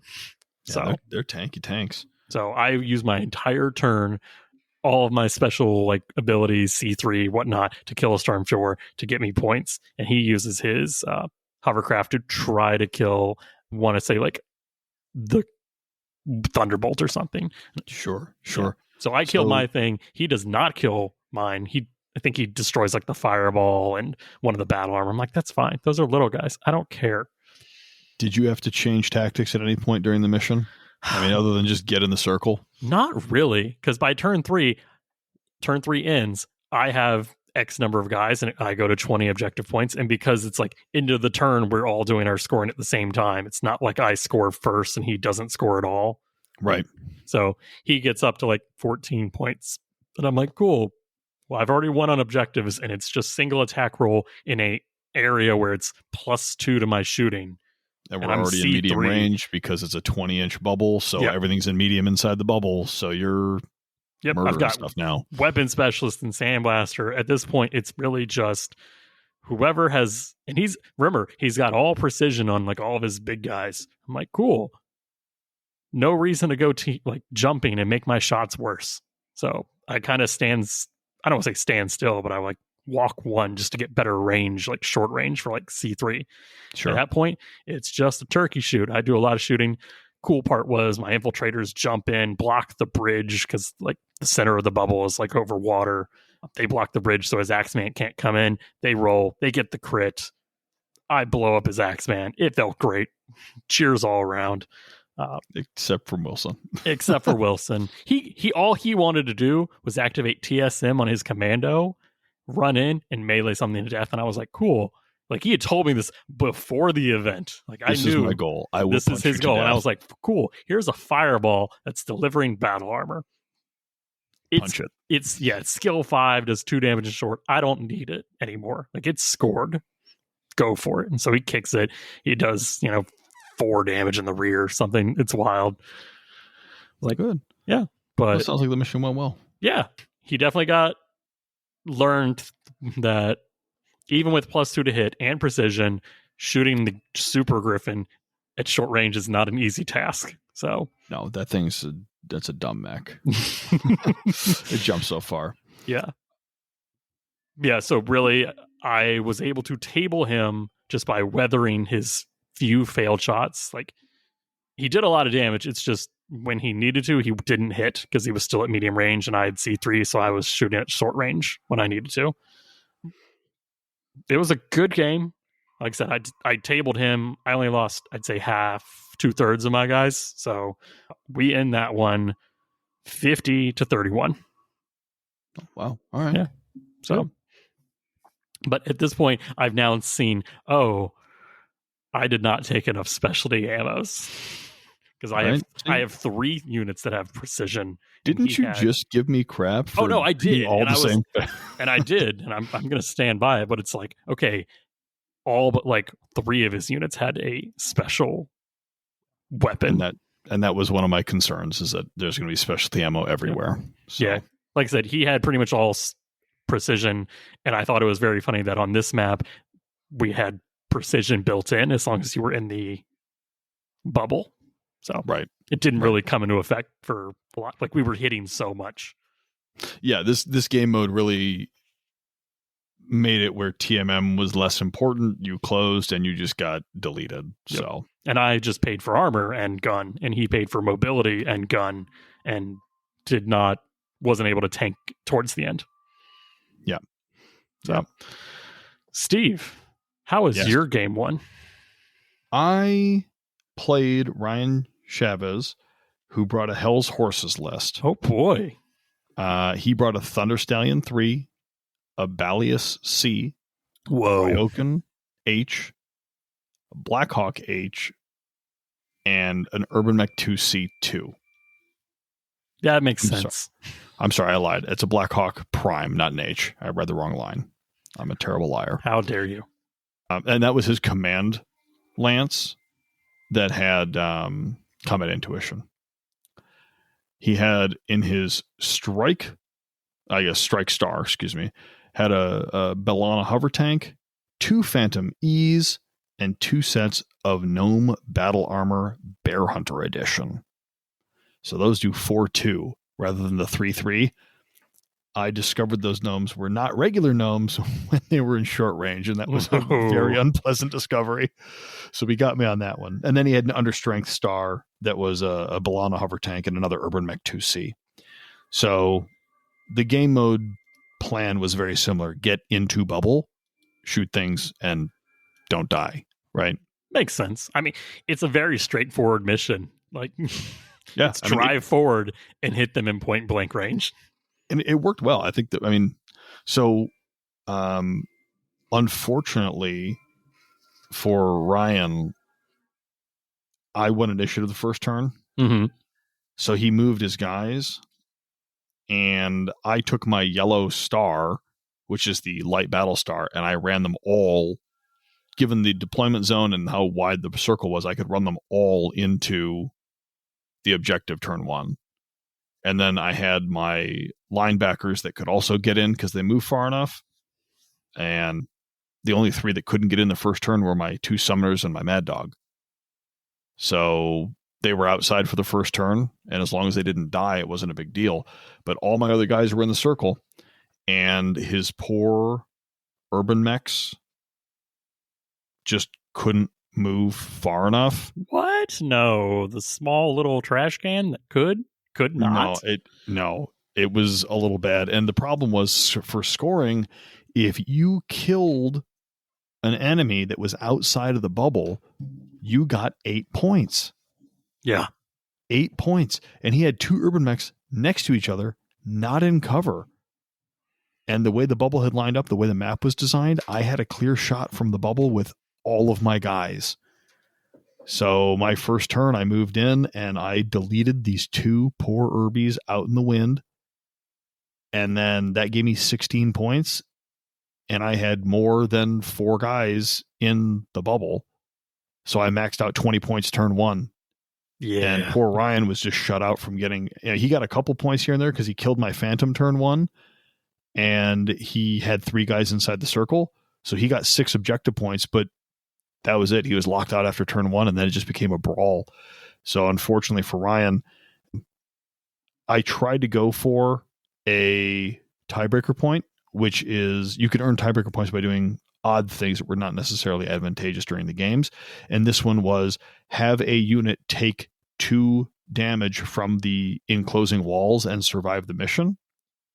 So I left my one linebacker out there to kind of take a little bit of damage and then move in later. Yeah. Ryan was not going to have this. So he sent his Phantom out and he just killed me. But I did get vindication because then the closing wall moved and he didn't have the movement to get out of the closing walls. And then he took damage and he got a critical hit and his Phantom died from the closing walls of the mission map. Oh. So it was like, all right, you killed me, but then you died. So I'll take it. And then the game went about as expected. I did headshot his Thunder Stallion, which was kind of a bummer because that Thunder Stallion is tanky as all get out. It's got 9 armor and 7 structure. So I shot him inside the bubble, got my critical hit him in the face. Those boxcars came up, and that was the end of the Thunder Stallion. So that was really his biggest tank on the team. So when that died, it was kind of just a slow downhill degradation, and I ended up killing him to a man. But he did capture one of my Fire Falcons. He was running his battle armor around inside the bubble, and I'm like, oh, okay, whatever. It's 3. My Fire Falcon has 4 health, 3 armor, 1 structure. It'll be fine. It's in short range. I'm not worried about it. And then he goes, blap, that's dead. I go, no, it's not. They only do 3 damage. It's got 1 structure remaining. He's like, no, these are Bear Hunter gnomes, so they do 4 damage a short. And I'm like, oh yeah, oops. So well played, Ryan. But yes, we did defeat the Hell's Horses without the help of any Mirage technology, but we did do pretty well. So I think the mission ended up, I don't remember what the final score was, but I had maxed out points at 50. That's fine. I did not get my tiebreaker because Ryan killed my guy in the backfield. He just wouldn't let me have it. So how many special ammos did he have? So he had, let me see. So I know clan units are normally pretty disadvantaged at, the fun specialty ammos that are much more of an intersphere technology inherently. So yeah, he didn't have, so I'm looking at his list and they're not marked on what he gave me. I don't recall him using any, so he may not have had any when he played. Okay. Like I said, it's clan, so I don't expect every clan list to have any. So yeah, I mean, they're really mostly missile specialty ammos that are available to clan because not very many clan mechs get the AC keyword. No. So. And energy does not have a special. No. I mean, you could take a re-engineered laser, but that's already accounted for on the card. So exactly. Not really a specialty. Alrighty. So what were your thoughts on game one? Because mine were, this took a already killy, I don't want to say format, but the way the list building and everything, it just made it overly killy. Like this was able to be scored way too fast and killy. And I feel like this was a fear of game being too long or something, or just like, hey, it's just Alpha Strike. Let's have fun and kill stuff. I think this mission was, I will start by saying this was a neat twist on a King of the Hill map. I liked having abilities that triggered when you were within a certain radius of the objective. I think that the objective radius was too large. 20 inches is a big bubble in the middle of the map. I understand what he was going for, trying to make sure that slower units could get in. But it was a good old cup of ultraviolence, man. It was just, you got in there and things just started dying. It was very dangerous. It was scary to start. And then once you kind of figured it all out and how it all worked, it ended up being smoother than I thought. The shrinking edges, I don't think had as much of an effect as I was hoping. I mean, it came up in our game, but I didn't hear many other people because everyone's rushing the center. So the walls closing in didn't really do much. Never came in effect for me. Yeah, I think if I were to have any thoughts on this, it is that 20 objective points was too low because I literally maxed them out turn one, and that I felt bad for my opponent, right? That wasn't what I intended to do. And he had no options to come back from that. It was over. Yeah. Well, you need a fast unit that can throw damage out, which I think the thought is most fast things don't do as much damage, but you are a fast clan mech that does both. And like my Sphere stuff, I could get in there, couldn't really shoot out.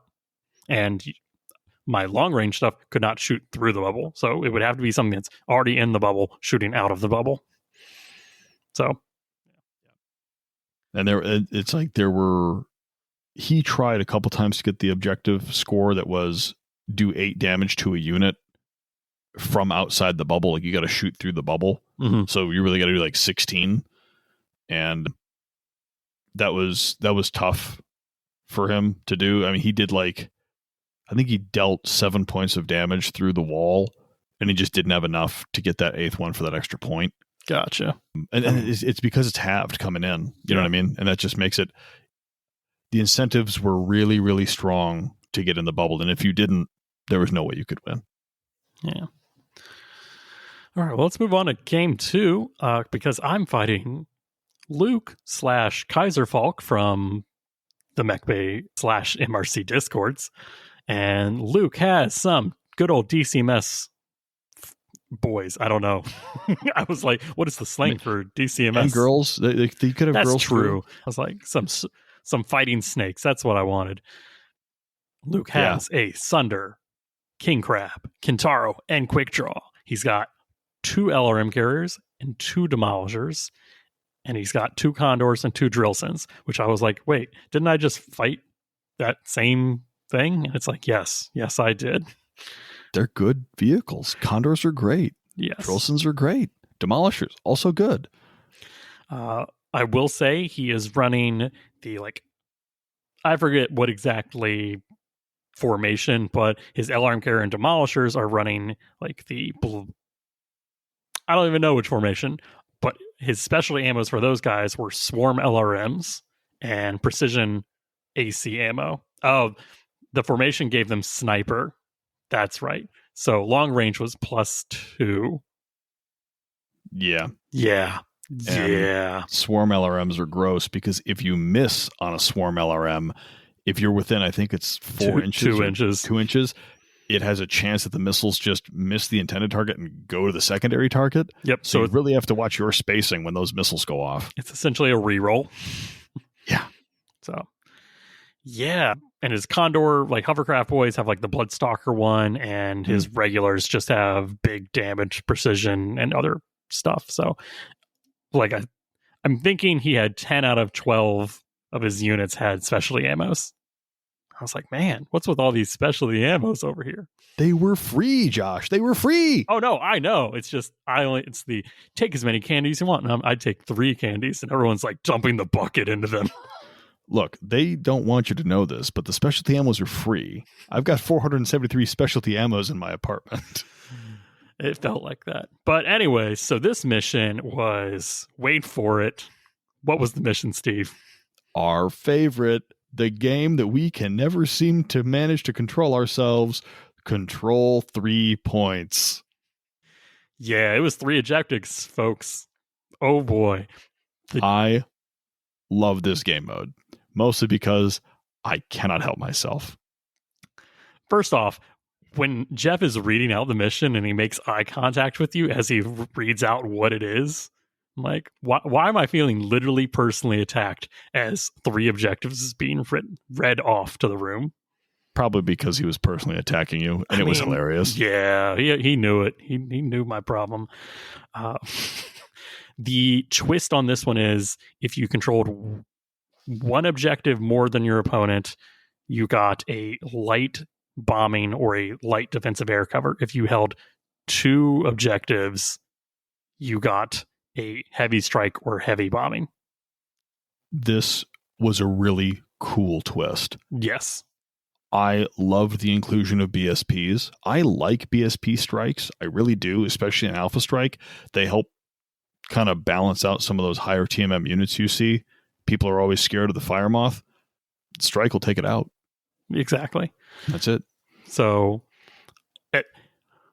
immediately, I don't have a game plan until we roll to see table sides, and Luke chooses the better table side. Because I've got this giant wall that extends. There's that picture on the Discord of me and this giant wall that goes from one edge to like almost halfway into my table. So like can't move anything. Tanks can't go over it. Yes, jump can go over it like vertically, but it's not worth it. So I'm like, great, I got to play around this. I can't go for all 3 objectives. And that's when I knew this is a 2 objective game, and Josh was going to do great at that. Oh no, you couldn't fulfill Manifest Destiny and take all 3 points. Luke's, I don't want to say he screwed himself by giving me the table where I could not go for all 3 objectives, but it's exactly what I did. I did not go for all 3 objectives. He inadvertently just gave you the game because Pretty you couldn't much go for 3. So you only, I'm sure he thought he was being tactical, denying you access to one of the points. He could just claim it for free, and and then it was all over. Yeah. So I deploy. He deploys strangely, and I don't know if this was roughly kind of the same way that Wilson deployed in the game 4. He like every formation deployed together, like.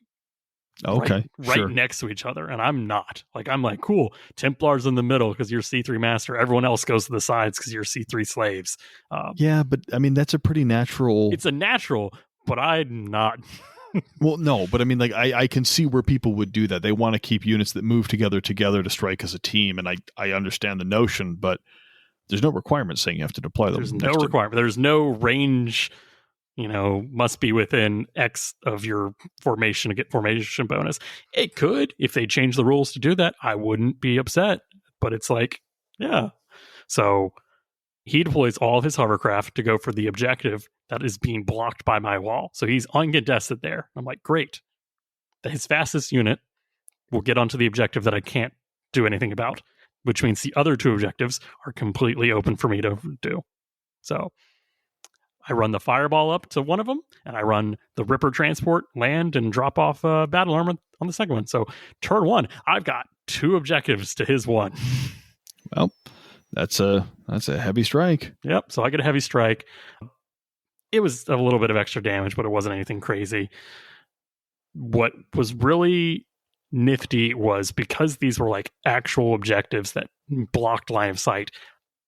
It was weird conga lining in the shadows because I had to ask the TO because originally Jeff had intended that they didn't block line of sight. Mm-hmm. And I can get that to my game, but I had to ask, do these block line of sight? Because it's like a level 3 radar dish or something for the objective. And I'm like, I need to know because there's an objective in my map that had no cover if the building wasn't cover, right? So, exactly. So did the TO tell you that they blocked line of sight? Yes, he said that they could only provide partial cover. Oh, okay. So we didn't hear that. they can't block line of sight, but they can only provide partial cover, which was enough. I would take a +1 to my TMM if I needed it. So that's how we ended up playing it at our table. I'm sure that other tables did it differently, right? Yeah. I mean, that was a your table calling, not a, hey, this is a physical line of sight object. I got mine from the TO, so no, I that's did it fine. correctly. That's fine. I don't know what you're doing. It wasn't announced to the room, and there's nothing we can do to go back for it. But so I did a lot of like, my battle armor jumps and it's perfectly line of sight blocked to your, 2 LRM carriers and 2 demolishers. And it's like, that's great. So yeah, so turn 1, like I said, I've got it. Turn 2, he's realized, oh crap, I got to move hovercraft. So he moves the hovercraft to try to get into my middle objective. Great news. That's where all of my heavy battle lance is waiting to cover. Surprise. So I spend all my reroll, not like all of them, but like the majority of my firepower clearing the middle objective. So I wipe out like 2 of his hovercraft right there. I'm not even shooting his LRM carriers, his demolishers, his mechs. Like, I'm like, as long as they're not on objectives, I don't care. So all of my firepower can go to the things on objectives. That's when the Super Griffin comes into effect, and he's like, cool, I need more guys on this objective. And with a 18-some-inch jumps from one objective to the other. The next turn, he jumps to the third one, which had his last hovercraft on. So it's just like a wild me moving more mobile units onto objectives.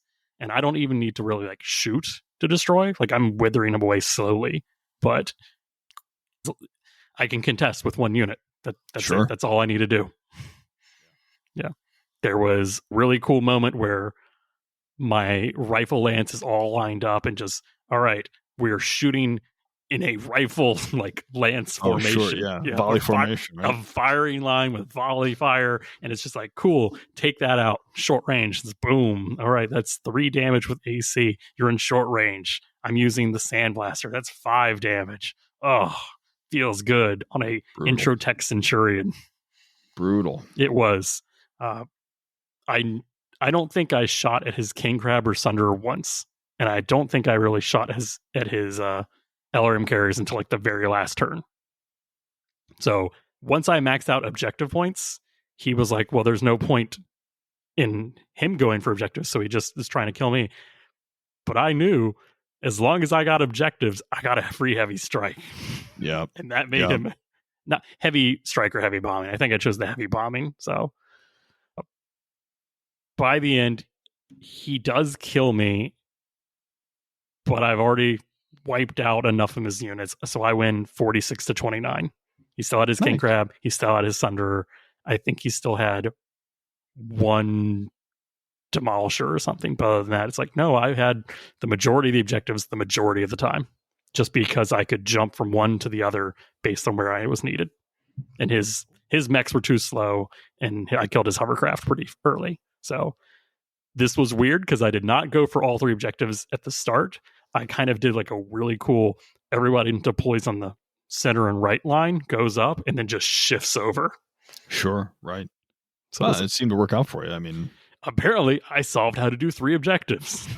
Go for 2 objectives, and then feint towards the 3rd objective. Josh, we've already known that's the key. We just can't help ourselves. That's the problem. That's true. But I do think is because Luke put what I normally do, which is 1 lance to each objective. Right. And I was like, no, you're doing me. But you made me not do what I do because you gave me the wall sign.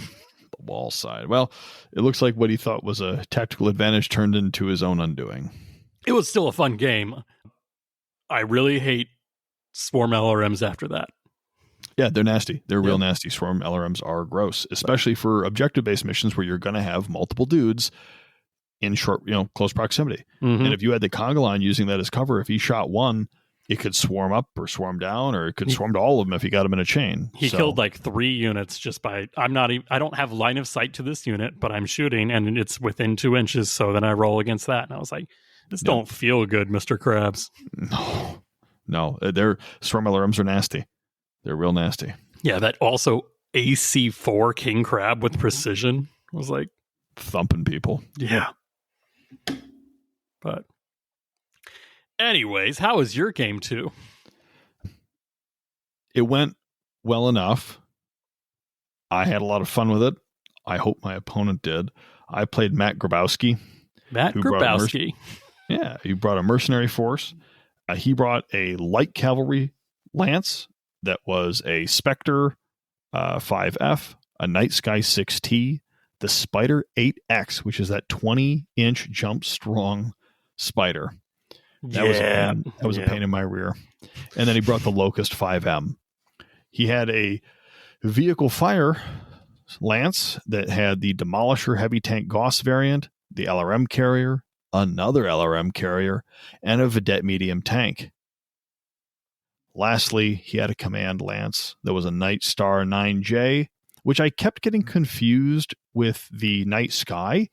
It was not. It was a Night Star. I'm like, oh, I'm going to shoot the Night Sky. He's like, that's not a Night Sky. I'm like, oh, where's the Night Sky? Well, the Night Sky's over here in the other light cavalry lance. And I'm like, oh, the Night Star's that giant monstrosity with like the wide parking, like wing arms that stuck out from the side. He had a Marauder 9M, a Bushwhacker S2R, and a Rakshasa 1AR. Good old Rakshasa. Yeah, it's like the Timberwolf we have at home. First turn, he gets 2 objectives, right? The Spider jumps to 1, and the Locust runs to the other. The way the map was laid out, there were some pretty thick woods between all the objectives. I bet there were some thick woods. Look, I couldn't even see the Spider, so I'm like, all right, he's going to get that, and there's nothing I can do about it. So I moved my force to try to kill the Locust. And that poor Locust, this is why we had to call to see if it blocked line of sight or if it was partial cover, because I needed to know if I could shoot it. I would say probably 2/3 of my force shot this poor Locust, but it had to die.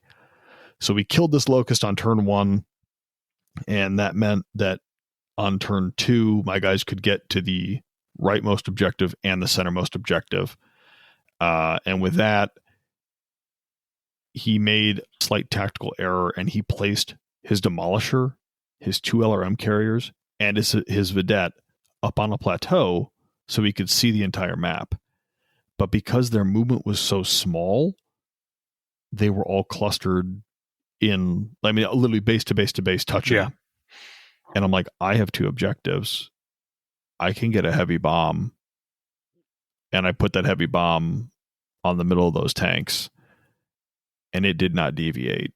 So all those tanks got absolutely bombed. And then that's 4 motive crits. And what do you know? 2 of them got immobilized, right? Like they just stopped moving. And it's like, okay, I mean, like it's a 6-inch mover. You're taking motive hits. It was not, that was a huge swing for me, because now, I mean, granted, they weren't going very far anyway, but you know, that limited what he could do with them, and it knocked out any possible TMM on those LRM carriers.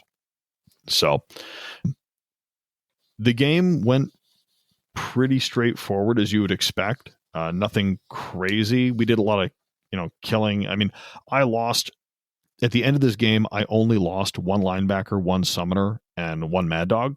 That's pretty good. Most of the rest of my force was still up.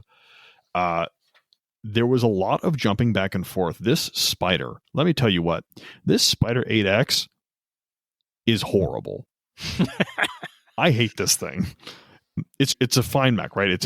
Wait. Jade Falcon player angry that something jumps. Is it TMM 5 or just 4? It's it's TMM 3 jumping for 20, so it's going to be 4 and then 5. Yes, it's TMM 5. Yeah. So Jade Falcon player angry that something flies better than they do. Hey, look. It's our partial wing. We made it. They're ours. You can't have them. Stop it. I don't know, man. I feel like this is just getting taste of your own medicine. It's okay, because honestly, after I'd killed everything else, the Spider was the last one alive. And I said, look, we can play this out if you'd like. You're welcome to. I'm not going to try to cheat you, but what I'm going to tell you I'm going to do is I'm going to position everything I can to shoot you every turn. And I'm going to get a heavy strike because I own 2 of the objectives. I also, because I did the impossible. I owned all 3 objectives. I had them. I had them all. Because you control more objectives than your opponent, I got a +2 to my initiative roll for each objective that I'm sorry. He gets a bonus to his to his initiative because the opponent controlled more than he did. Mhm. So he was winning on objective or initiative almost every turn, right? So he was moving this spider wherever he wanted, but I just heavy struck it to death. And I think he killed the linebacker with the spider, right? So we got some kill points out of it, but those BSPs really helped it out because otherwise I don't think I'd have been able to kill that spider just with TMM5. It's so dang hard to hit. And he could jump into woods, right? Yep. And still contest one of the objectives. So now it's like 6. It's like, okay, I got to be in short range, stand still, and hope I can roll high. So overall, it worked out. We ended up killing him to a man. So again, it was a max score of 50 to his 18. And he was a good sport about it, So yeah, that was a game. I was thrilled when I managed to get all 3 and hold all 3 for like 2-3 turns. And I'm like, I did it. I did the impossible. You are the Warhammer 40,000. They call me John Battletech. Now that sounds like a fun game. I'm glad that, I never got 3 objectives. So you being able to get all 3 at once is pretty impressive. It was really happenstance. I tried not to go for 3, but then I did go for 3, and those units that went for 3 got killed. But then I killed everything else, and then I got 3, right? So it was kind of a late game 3. I didn't... Okay. We didn't just take 3 and just, oh, no. No, that's not quite how it worked out. Alrighty. Game 3. Game 3 was everyone's favorite with a little bit of bluegrass bourbon-y twist. This was Karnov down. Yep, the old VTOL and VIP mission, find the planetary governor. You can listen to us talk about Karnov down and its many iterations at Southern Assault this year. Motor City Mayhem, last Southern Assault as well. It's like, yeah, no, this is a community favorite game mode. It's a popular game mode. It's fun to play, right? It's holding things, taking things, moving in and out, lots of moving pieces. So it's a good game. Alrighty, so it's Karnov down. It doesn't matter what I do because I know there's only one, I want to say, correct way to play this, which is you go to your side's objectives and your opponent goes to their side's objectives, and it all comes down to who's a little bit luckier before the objective end thing locks in. So no one gets more points after a certain thing. Is also it's going to come down to the random who had more objectives, which got more of a chance to roll the VIP. So, yep, that's the name of the game. If you go for both, you'll lose. If you go for one, it comes down to luck. That's it. Yeah, I think the big thing is ultimately you want to try to have at the end game 1 VTOL and 2 VIPs in your control, and then you got a 50-50 shot at getting the governor. Yeah, that's what I did wrong this year because I did a token force to go harass the enemy, and it just didn't work out. Too many woods, couldn't see through. So I knew I was smarter. I've learned since November. So I rolled up and I know exactly what I'm doing. I'm putting my fireball and infiltrators in the Super Griffin for my objective, and I was like, you know what, I will send a literal token force of VTOL and Hallberg 2 battle armor to the other objective. This is where I was like, oh, I'll do combat intuition. And I was like, because I won initiative for the first turn, and I was like, there's no point in using combat intuition, because that means you would have to shoot in your movement phase, and you're getting out of a VTOL. Can you even shoot getting out of the VTOL? It's like, there were so many weird interactions, and I was like, you know what? I'm never taking combat intuition again. It's not a fun rule. It's not a well-written rule, and it's not at least in this scenario, I need to put it that way. It's like, it was too many moving pieces in an already too many moving pieces event. So, combat intuition, nah. So, understandable. Yeah. So I run up, I drop off my battle armor. The rest of my rifle lance goes to my quote, I'm calling it my home objective. It's equidistant to my opponent, essentially.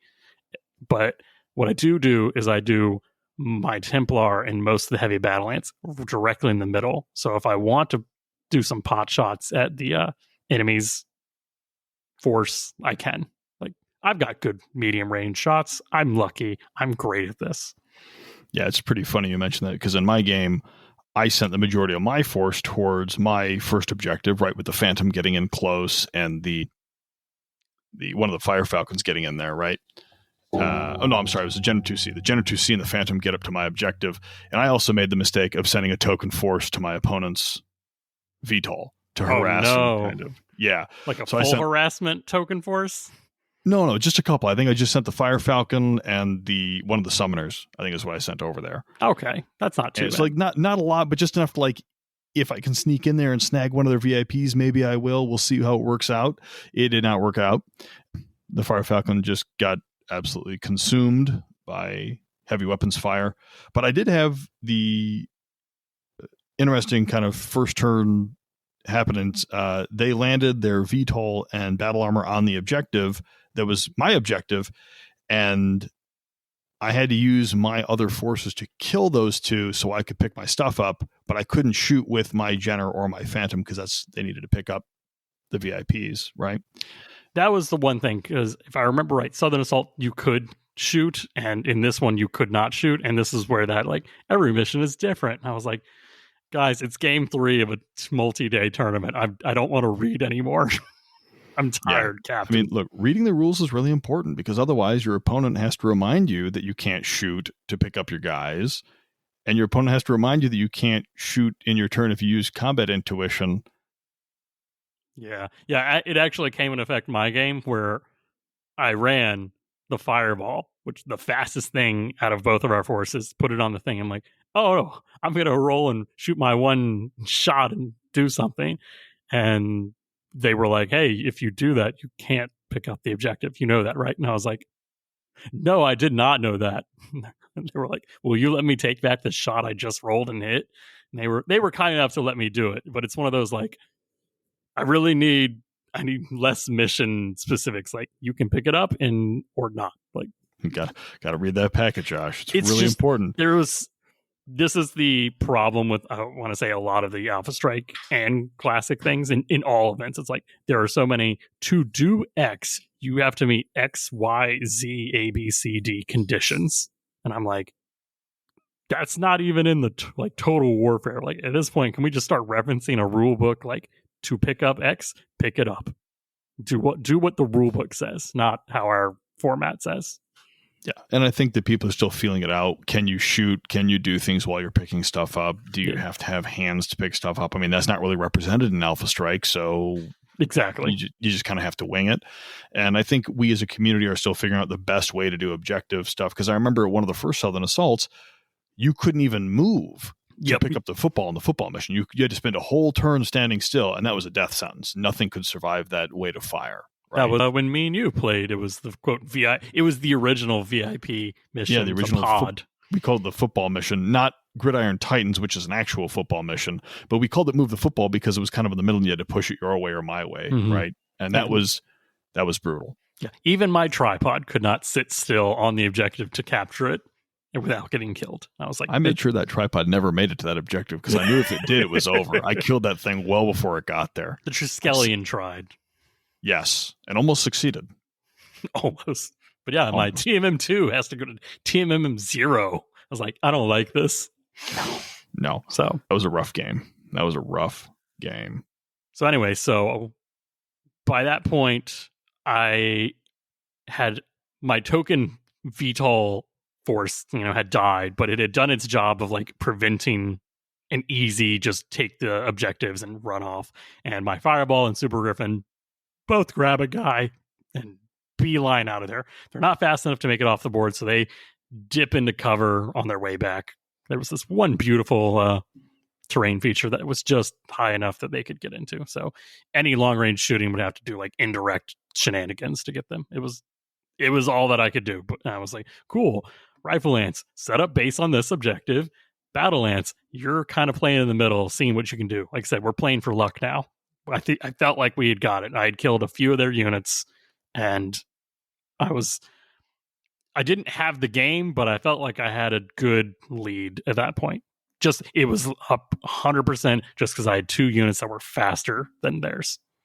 Yeah. So in my game for turn 2, the Jenner got killed standing on the objective. So the Phantom was able to pick up one of the objectives and book it, surviving with 1 pip of structure. It was pretty close. Now, what is interesting is I read the packet after the fact. Units could have picked up 2 people at the same time. You could have picked up 2. There's no prohibition in the rule mission that said you couldn't pick up more than one, or that you could not pick up more than one at a time. And I think if I had read that, that would have changed what I did. But instead, I had grabbed 1, and the Phantom booked it back off the map after it picked it up. And the Jenner was dead, so I had to move a linebacker up to grab the other objective. Yeah, this is one of those, like, every time I've played this mission, it's been a little different. I know at Southern Assault, there was no picking up 2, so I'm just playing it the way I've always played it. And it's like, yeah, pick up 2. That's yeah, well, that's a little much, Assault, a little fast. You could pick up 2, but you had to spend an additional turn. Bobby had the prohibition you could only take 1 per turn. Ah, okay, that's why. But you could carry 2, and when you had 2, it took your TMM down, your movement down, and everything else. Yeah. Right? So yeah, that was Shoot, when I didn't know that. Back in I know. one. Well, no, I mean, yeah, we need simpler missions for 2025. Our brains are wasn't already that bad. fried. You just have to read the packet, Josh. You just have to reading, know I'm tired of reading. rules. Because, it's funny, right? This is one of those things where when I play, I try not to be a jerk, right? I really don't want to be a jerk. That's the last thing I want to do is have my opponent have a bad time. And it happens. Everyone makes mistakes. They move things out of place. They do things in the wrong order. And you want to, like, give them gimmies. Yeah. Like, hey, here's a little gimme. Like, all right, let's just fix it. Or, hey, like, don't shoot that or whatever. You can pick up your guy. But, like, what is stressful is when you are trying to also be competitive and also trying to win. You're trying not to be a hard nose, and you're trying not to, like, ruin people's time. So you're like, all right, I'll give you a gimme. Okay, I'll give you a second gimme. But now it's like, okay, how many more gimmies do I have to give before I start, actively impeding myself from scoring, right? I'm not trying not to give away the game here, but you got to find that balance of not being a jerk either. So, most of my stuff is like, hey, we did not read the packet well enough. Like, as long as you have your rules down, like, I'm pretty comfortable. Like, okay, this is a lot of piece of paper, and there was definitely, I felt like, a lot of pressure because this was blind mission until everyone had gotten theirs, and I was like, okay, I would love to spend 5-10 minutes reading this mission, asking the questions to the TO, and I felt like we couldn't do that. Not and get your turns in. And not and get our turns in. Like, even though none of my games went to time, I just always feel the pressure to start immediately once the timer starts. Yeah. Yep. So it's real. That's very real. It's the one problem with blind missions. It's like, yeah, I think the opposite for blind missions is, like, once everyone's lists are in, you can send out the missions that the day or a couple days before, like, hey, read over these. If you have questions, we'll go over FAQ day of kind of thing. So, that's not a bad idea. Yeah, once everyone checks in and once everyone gets their list approved and verified. Exactly. So this was my case of, like, oh crap, I have 30 seconds once we flip over to read the mission, think about it, and get going. So yeah, I definitely made I made more mission mistakes. I did not make as many, like, Alpha Strike mistakes. Yeah, well, I mean, you know how to play Alpha Strike, right? That's not necessarily the problem. It's when you get the weird rule interactions for the mission types that cause pain points, right? Yeah. And yeah, so mid to late game for your mission, how did it go? Went good. Like I said, I got 2 VIPs off. I'm holding my crash down VTOL. I'm brawling. I've got C3 short range with the Enforcer in the middle of the table. I am blapping enemy mechs as I get them. I'm getting pretty lucky. I think I killed, like, 2 things that I don't think anyone expected to die. Like, I'm hitting on 9s, but I'm still like, cool. I hit 9 damage. Oh, that's in cover. Oh, I need, like, 8s for that. Oh, I miss. Oh, I've got heavy battle lance, but you killed one of my units, so I get to re-roll that. Oh, I hit. So it was definitely that, like, weird, I just have to roll dice now, which is no tactics. It's just roll dice, do damage. The team that gets the most touchdowns is going to win. Yeah. So what was interesting about this game mode is all the other game modes had a cap of 20 objective points. This one was limited to a cap of 15, right? Yeah. So if you shot a unit on an objective, you got a point. And then your VIPs, I believe, were worth 7. 7 each. So that's all you had to do was get 2 VIPs off and kill something on a VTOL. And that was it. And you locked out points. So in my game, I got my objective off. The linebacker had the other objective, but couldn't make it off because it was a turn behind because it's just a slower unit. Yeah. I got a couple kills on objectives, which were great because that got me extra points. And I got a couple other points as well for, like a VTOL marker stuff. So what ended up happening is when my opponent got their VIPs off the map, the objective points were 15 to 14. So I was down by 1 and I was locked out from getting that last one. So I had to try to stick around and get more kills than I had losses. And, I was up against a really beefy list. I had one great shot. So this is a little bit later in the game. That linebacker that was holding an objective, I said, you know what? I better secure this so I can at least get a shot at having the VIP, because I wouldn't get points for getting the VIP off, but it would secure it in case it's the governor. And if you roll the governor, that's 5 points. So it was real important. You can still win this if you just don't die as much. If I don't die and I score, and I roll the VIP score, right? Yeah. So the linebacker goes off near the end of the game, but now I've taken heavy losses. I've got a summoner, and I think it was a linebacker that were alive at the end of the game. Yeah. And I was shooting at this stupid Thunderbolt, and I get like 1 damage into internal structure, and I roll those boxcars and I just pop them in the mouth. And that felt pretty good. No case? No case. No case on the Thunderbolt. What loser's taking no case on a Thunderbolt and Jihad? That's a great question, Josh, because that's a 42-point swing for combat points. Yeah. But at the end of the game, kill points came down basically, I think the kill points actually came down basically even. So I ended up losing by 1. Just on that objective score, even with the VIP. So yeah, the killing must not have been, because I was down by 1 when everything was said and done. But I did win. I think it's with the VIP you got the +5, and that's what takes you. Yes. Okay. Yeah, that makes sense. Because I got the +5 from the VIP, because I think it was 50-50. I think I had 2 off, and I think I had the one VTOL. Mm-hmm. So it was high-low, and obviously Falcons fly, so I picked high. My opponent rolled a 5, and that was it. So I had the VIP for the additional 5 points, but I think when all the math was said and done, I was 1 short. That makes sense. Yeah. That stung, because I'd had really good games thus far, and losing by 1 never feels good. It's like if I just had 1 die roll go a different way, and maybe more tandem charges go off. I swear to God, I didn't have a single tandem charge go off that entire game. Blake was punishing you. And that's true, but I literally talked to Lord Carvin, John, and he was like, yeah, no, that game, losing by 1 point, that was Blake punishing him for taking all tandem charges. Look, man, you don't want people to take tandem charges. Don't allow alternate ammos. That's it. Oh, so my game was also down to 1 point. It was real tight. It came down to, I lost the VIP. I mean, I think I've gotten the VIP once, and it was when I had stupid proto-mechs grabbing dudes. So it's Have you considered asking the people you're pulling out of VTOLs whether they're the governor or not? If you just ask them, and then you can just leave with them. The proto-mech pilot does not care who it is pulling out. It is just pulling out person.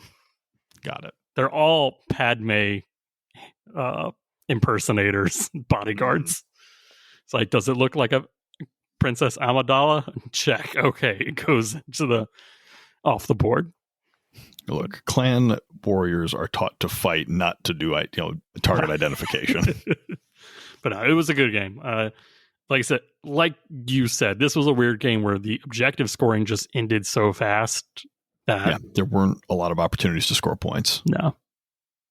So, I forgot. Who was your opponent, Steve? I don't think we did a weird like dual game talk. So yeah. I'm like waiting for the matchups to come up, and it's like, oh yeah, Steve, you're on table 3. I'm like, okay, I'll go to table 3, and and why? I've seen this list before. I recognize these stupid green rack holding mechs. What is going on? I played you, Josh. It's me. I'm the secret opponent who played Steve. And the problem is, we played at Southern Assault all those moons ago. Mm-hmm. We tied. We played at Adepticon. We tied. We play here. I lose by 1 point. Yeah. I'm going to get you next time, Josh. Hold up. I got something for you. You can't keep getting away with it. Yeah. Every time. Every time. Why do I feel like that's my new favorite soundboard button? You and this soundboard, man. No, but honestly, the game was good. It really came down to, and really it was one roll. It was one roll when both of your VIP holding mechs were still on the map. Mm-hmm. I took a shot at, it's not a fireball. It is a fireball. No, what did I keep calling it? You kept calling the fireball the enforcer because it does look like they were nearby. Whatever. I kept shooting the fast. Don't talk to me or my son ever again. The fireball is just a baby enforcer. Yep. And the thing is, I needed an 11 and I rolled a 10 and I used a reroll and I didn't get the 11. And the problem was I had hit it earlier with the Fire Falcon for 2, but it only had 3 health. So it had 1 health remaining. Yeah. And I'd already damaged it. And the thing is, if I'd shot my mechs in a different order, the 10 would have hit it and killed it, which would have tied us up for objectives. And then I would have, again, tied again. It literally came down to one roll. I picked the mech selection in the wrong order because I hit 1 on a 10 and the other mech had partial cover, so it needed an 11. That's the problem with formation movement, formation shooting, doing all those. It's like there's no like, let me work down and then I'll save the little stuff for when I need it. Yeah. Yeah. And the thing is, using single attack roll is all or nothing. Yeah. So TMM is wildly overvalued. I mean, like but I don't want to say overvalued. It is more important to have higher TMM because if you don't get hit, you just don't get hit at all. That's it. You just don't get hit. And that's why with multiple attack rolls, you can kind of like plink at some of the faster stuff. You can, kind of bring it down a little bit and kind of keep it on par. But, that's Battletech, right? Yeah. You roll dice. Sometimes they come up boxcars and sometimes they don't. And to have that game go and lose by 1, I sleep at night regretting those gimmies, Josh. But I have to not shoot to pick up the objective? Yeah, well, that's not how I read it. I have to tell my opponent to not shoot their freaking mechs so they can pick up stuff and hurt me. So yeah, I should have just taken the 1 damage and told you no. Yeah, no, this game was entirely like there were inside of you are 2 different opponents. One is Josh just there to have fun because he's played so many Alpha Strike games he doesn't care anymore, and Steve, which is I'm here to do this, like locked in. That's it, man. Look, I'm not. First thing I tell every opponent, especially at this one, I was like, this is going to be a team effort. We're going to cross the finish line together. We'll get there. And we did. We did. And it was still a fun game. Yeah. So, I mean, I like this game mode a lot. The couple of tweaks you had to keep in mind, and I think locking out, again, this is consistent. I loved all the games. I loved most of the tweaks that got put on these games. I just thought that 20 points, and especially for the last one, 15, was a really low objective cap. And you could knock those out pretty early. And it would be one thing. I think it was the 20 limit was fine. It's just there were some objectives where if you did it was scored could score 50% of your objective score right then. I was like, okay, yes, I see you want me to do that, but like you realize that's like really easy for me to do. I don't even think that was the problem. I think the bigger issue is that once one opponent hits 20 in objectives, the other party cannot earn any more points. Because it's like if I first could the objective, then combat is all that matters. So first couple turns, don't even worry about shooting. Just do the objective if it involves shooting to it. But just get it and max those points out to stop your opponent. Like I said, in my first game, Ryan, I maxed out objectives first turn. He was locked out. Yeah, that's the ultimate feel bad. Like, hey, I just don't move that fast. Yeah. And there's, I mean, the way the cover was on the map, he didn't have a lot of options. And here, you know, to get 14 out of 15 objectives and have that be the determining factor, you know, I don't think that was a skill issue. I think it just came down to dice, you know, and any way the wind blows, the dice could have fallen another direction. It would have been a wildly different game. So, yeah. But so we're done. We're done with another tournament. Woo! Yay. We did it. Yeah, we did. The question is, how did we do? How did we do? Well, I know Lord Carbon, John Weitzel, got best general for the Alpha Strike tournament, and he was absolutely flabbergasted. He was like, what happened? How did this happen? And now the worst part for him is that he can't complain about his dice anymore because he got a trophy. It's true. It's literally true. Like, I'm proud of good old John for doing that, because now it means that he's won. He's taken home a trophy. His dice did not betray him again. They tried. The Alpha Strike player's choice was Mike. The Alpha Strike best painted was Kyle. Honorable mention was my opponent, Luke/Kaiserfalk. And then going up to third overall was Jordan. Second overall, wait for it, is that Steve himself? Always the bridesmaid, never the bride. And came in second place. And both events. Good for you. I know. I was very pleased. I got a trophy every day, right? I got the speed painting trophy. I got the second place classic trophy and the second place Alpha Strike trophy. I mean, that's what more could you want? What's that? And what more could you want? Oh, I mean, look. So, and then of course, first overall for the Alpha Strike tournament was Josh.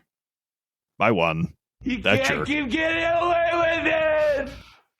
And Jeff also did a nice job and had the grand champion of the Brawl in the Bluegrass, which was highest combined score over both days. And that went to Brad, DV9D. So Brad plays a mean game. Like, dude, he knows what he's doing. And the thing is, he's nice about it. He's so nice about it. That's what makes it worse.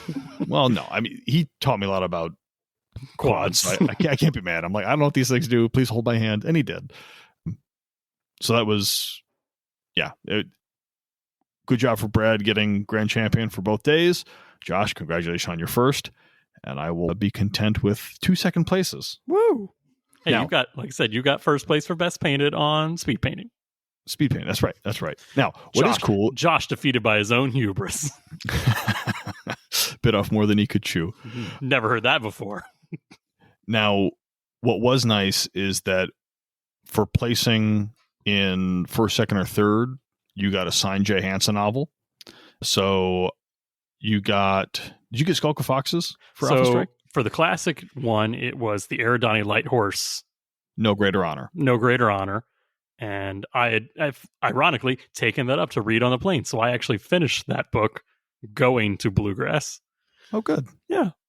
And then for the Alpha Strike, you got a signed copy of Skull Foxes. Correct. Which is great. I couldn't remember which one I got for which because I got both. So I'm like, I don't know which book I got, but I got 2 signed Jay Hansen novels, which is awesome. Jeff also had color-coded MRC dice. He had gold dice for first place, silver dice for second place, bronze dice for third place. But here's a fun fact, Josh. I have all of the silver MRC dice, which makes the silver MRC dice a rarer commodity than either the gold or the bronze. So they're more valuable. That's what I tell myself to let me sleep at night. Yeah, all I can think is the Jade Falcons back up their currency in silver. Well, look, not everyone can be a cool wolf bro that has, gold everything all the time. Bullion. So silver is fitting for those Falcons, I guess. But did you get anything fun off the prize table? I mean, because Jeff did a great job with the prizes. Everybody went home with something. Yeah. What did you grab? I mean, you know me. I love the Isorla prizes where it's like I won this at this event and now I'm taking it to my next event. So I took CGL plastic for both days. I think I did the Demolisher and like hovercraft box that I feel like I fought. That's the Pegasus, the Demolisher, the Condor, and the Shreks, I believe, were in there that you box. go. That's I was like, I fought so many of these this weekend. I'm stealing them, so no one else has to fight them next time. Those I had a hard time finding those boxes when I wanted duplicates, and then I ended up with like 3 extra boxes. So I have a ton of those. Yeah. But they're great. It's a great box to have. And my other prize was the Inner Sphere Lance with the Jaeger mech and stuff, I think. Oh, cool. What did you get, Steve? So for the Classic tournament, I have really, really been wanting the Hinterlands book, but I'm trying to hold out and wait for the second or third printing when they get the errata put into it, so the missions make a little bit more sense. So I didn't want to buy it, but it was there on the prize table. So I ended up getting the Hinterlands book as a prize, which I felt pretty good about. And then for the Alpha Strike tournament, I ended up getting the Inner Sphere Recon Lance, which has the Firestarter, the Oscout, the Spectre, and the Javelin. I mean, I don't play a ton of Inner Sphere, but all these mechs are good mechs. They're know all good these mechs, Steve. I know, but like I know what these do, and I've used them before. So the fact that I have a couple extra, I'll probably paint some of these up for my mercenary group. If I, these lighter ones are really good for Hinterlands games because you can fit a couple in a force, right? As we were talking about, I have all these heavy mechs that you can't play with anything because I got to go up to tier 2. So very pleased. I need more trash. Right, I need more small light things. But no, it was great. And then after all the prizes were done, there were a couple of blind boxes that weren't claimed, and I maybe cut a deal. Don't mind if I do. I bought them. I didn't take them off the table and run like I wanted to. But I got 3 more blind boxes. So I got a Jaeger mech and a Maxim and a Firefly, which was great. And I had a lot of fun. Totally don't have a problem. No. Feed my addiction. Yeah. You can all groan at home. I still got them. You can't stop me. There's nothing illegal about blind boxes, Batman. Oh, that's a terrible one. So overall, did you have fun at the Alpha Strike event? Yeah, I did. It was a little. Oh, you keep going. Oh no! I was gonna say it was good. I enjoyed myself. I liked the missions. I would be lying if I said I wasn't bummed. Right, to come that close to the very end and lose by a point, that stung a little more than it should have. But I'd be lying. Especially playing me, who's all loosey goosey with rules and reading comprehension. You can say it. You can say it. Oh, no. I'll be nice. But you are not the first person to be like, Josh knows his rules, but reading the packet is not something he's good at. So it's like, hey, help me with the mission and I'll help you with the rules. Yeah. No, but I had a good time. It was a lot of fun. I like seeing all the guys that we met down there. I will reiterate, Jeff, you got to charge more. This was the most bargain for your buck event because, like I said, it was a 3-day event. I mean, we got to go to Iron Winds. There was a painting competition, a blood name competition, 3 games of Alpha Strike, 3 games of Classic. He went through the trouble of doing trivia night. He had set us up with a private room at the bar for salsa night. I mean, all this stuff. Once again, disappointed it wasn't the chips, but you know what? Here we are. We could have bought chips. Nah, it's not the same. It's not the same. The same, he says. Not the same. But no, I mean, it was a steal. It was a riot. And if Jeff has the heart to do it again, which I'm sure he will, we're all kind of addicted to. Everyone should go. Everyone should fly to Lexington, Kentucky. Yes, you should absolutely go. You won't be disappointed. And you'll go home with something. And as long as you're a nice person, you'll find other nice people there. And who knows? Some stranger may offer you a glass of Malort, and you should definitely drink it. Well, there's a lot else we could talk about, but I think we should just wrap this one up for today because we're already approaching the maximum upload time. It's going to be a long one. But, Yeah. I mean, we had, 11 games between us? And then... I was like, hey, we really need... So, I will say that last game did come down to should we play each other? Let's give it to the dice. And what did we roll? Boxcars. And I was like, I don't argue with the dice gods. So you can't. Once again, Jeff and the Cool and Pod podcast and the MRC, thank you for putting on a top tier Battletech event. It was an absolute pleasure and blast, and I'm so glad I went. It was definitely a last minute thing for me to go to, but loved it. Absolutely worth it. Wonderful time. And if you want to hear more about our escapades at the tournaments, or you want to get more involved in the conversation, please look us up on the Mechbay Discord. You can send your mail to the Mechbay podcast at gmail.com. You can find photos of what we've been painting or some of the mission maps that we took pictures of while we were at Brawl in the Bluegrass on the Instagram page. And thank you to all of our patrons who continue to allow us to do what we like to do.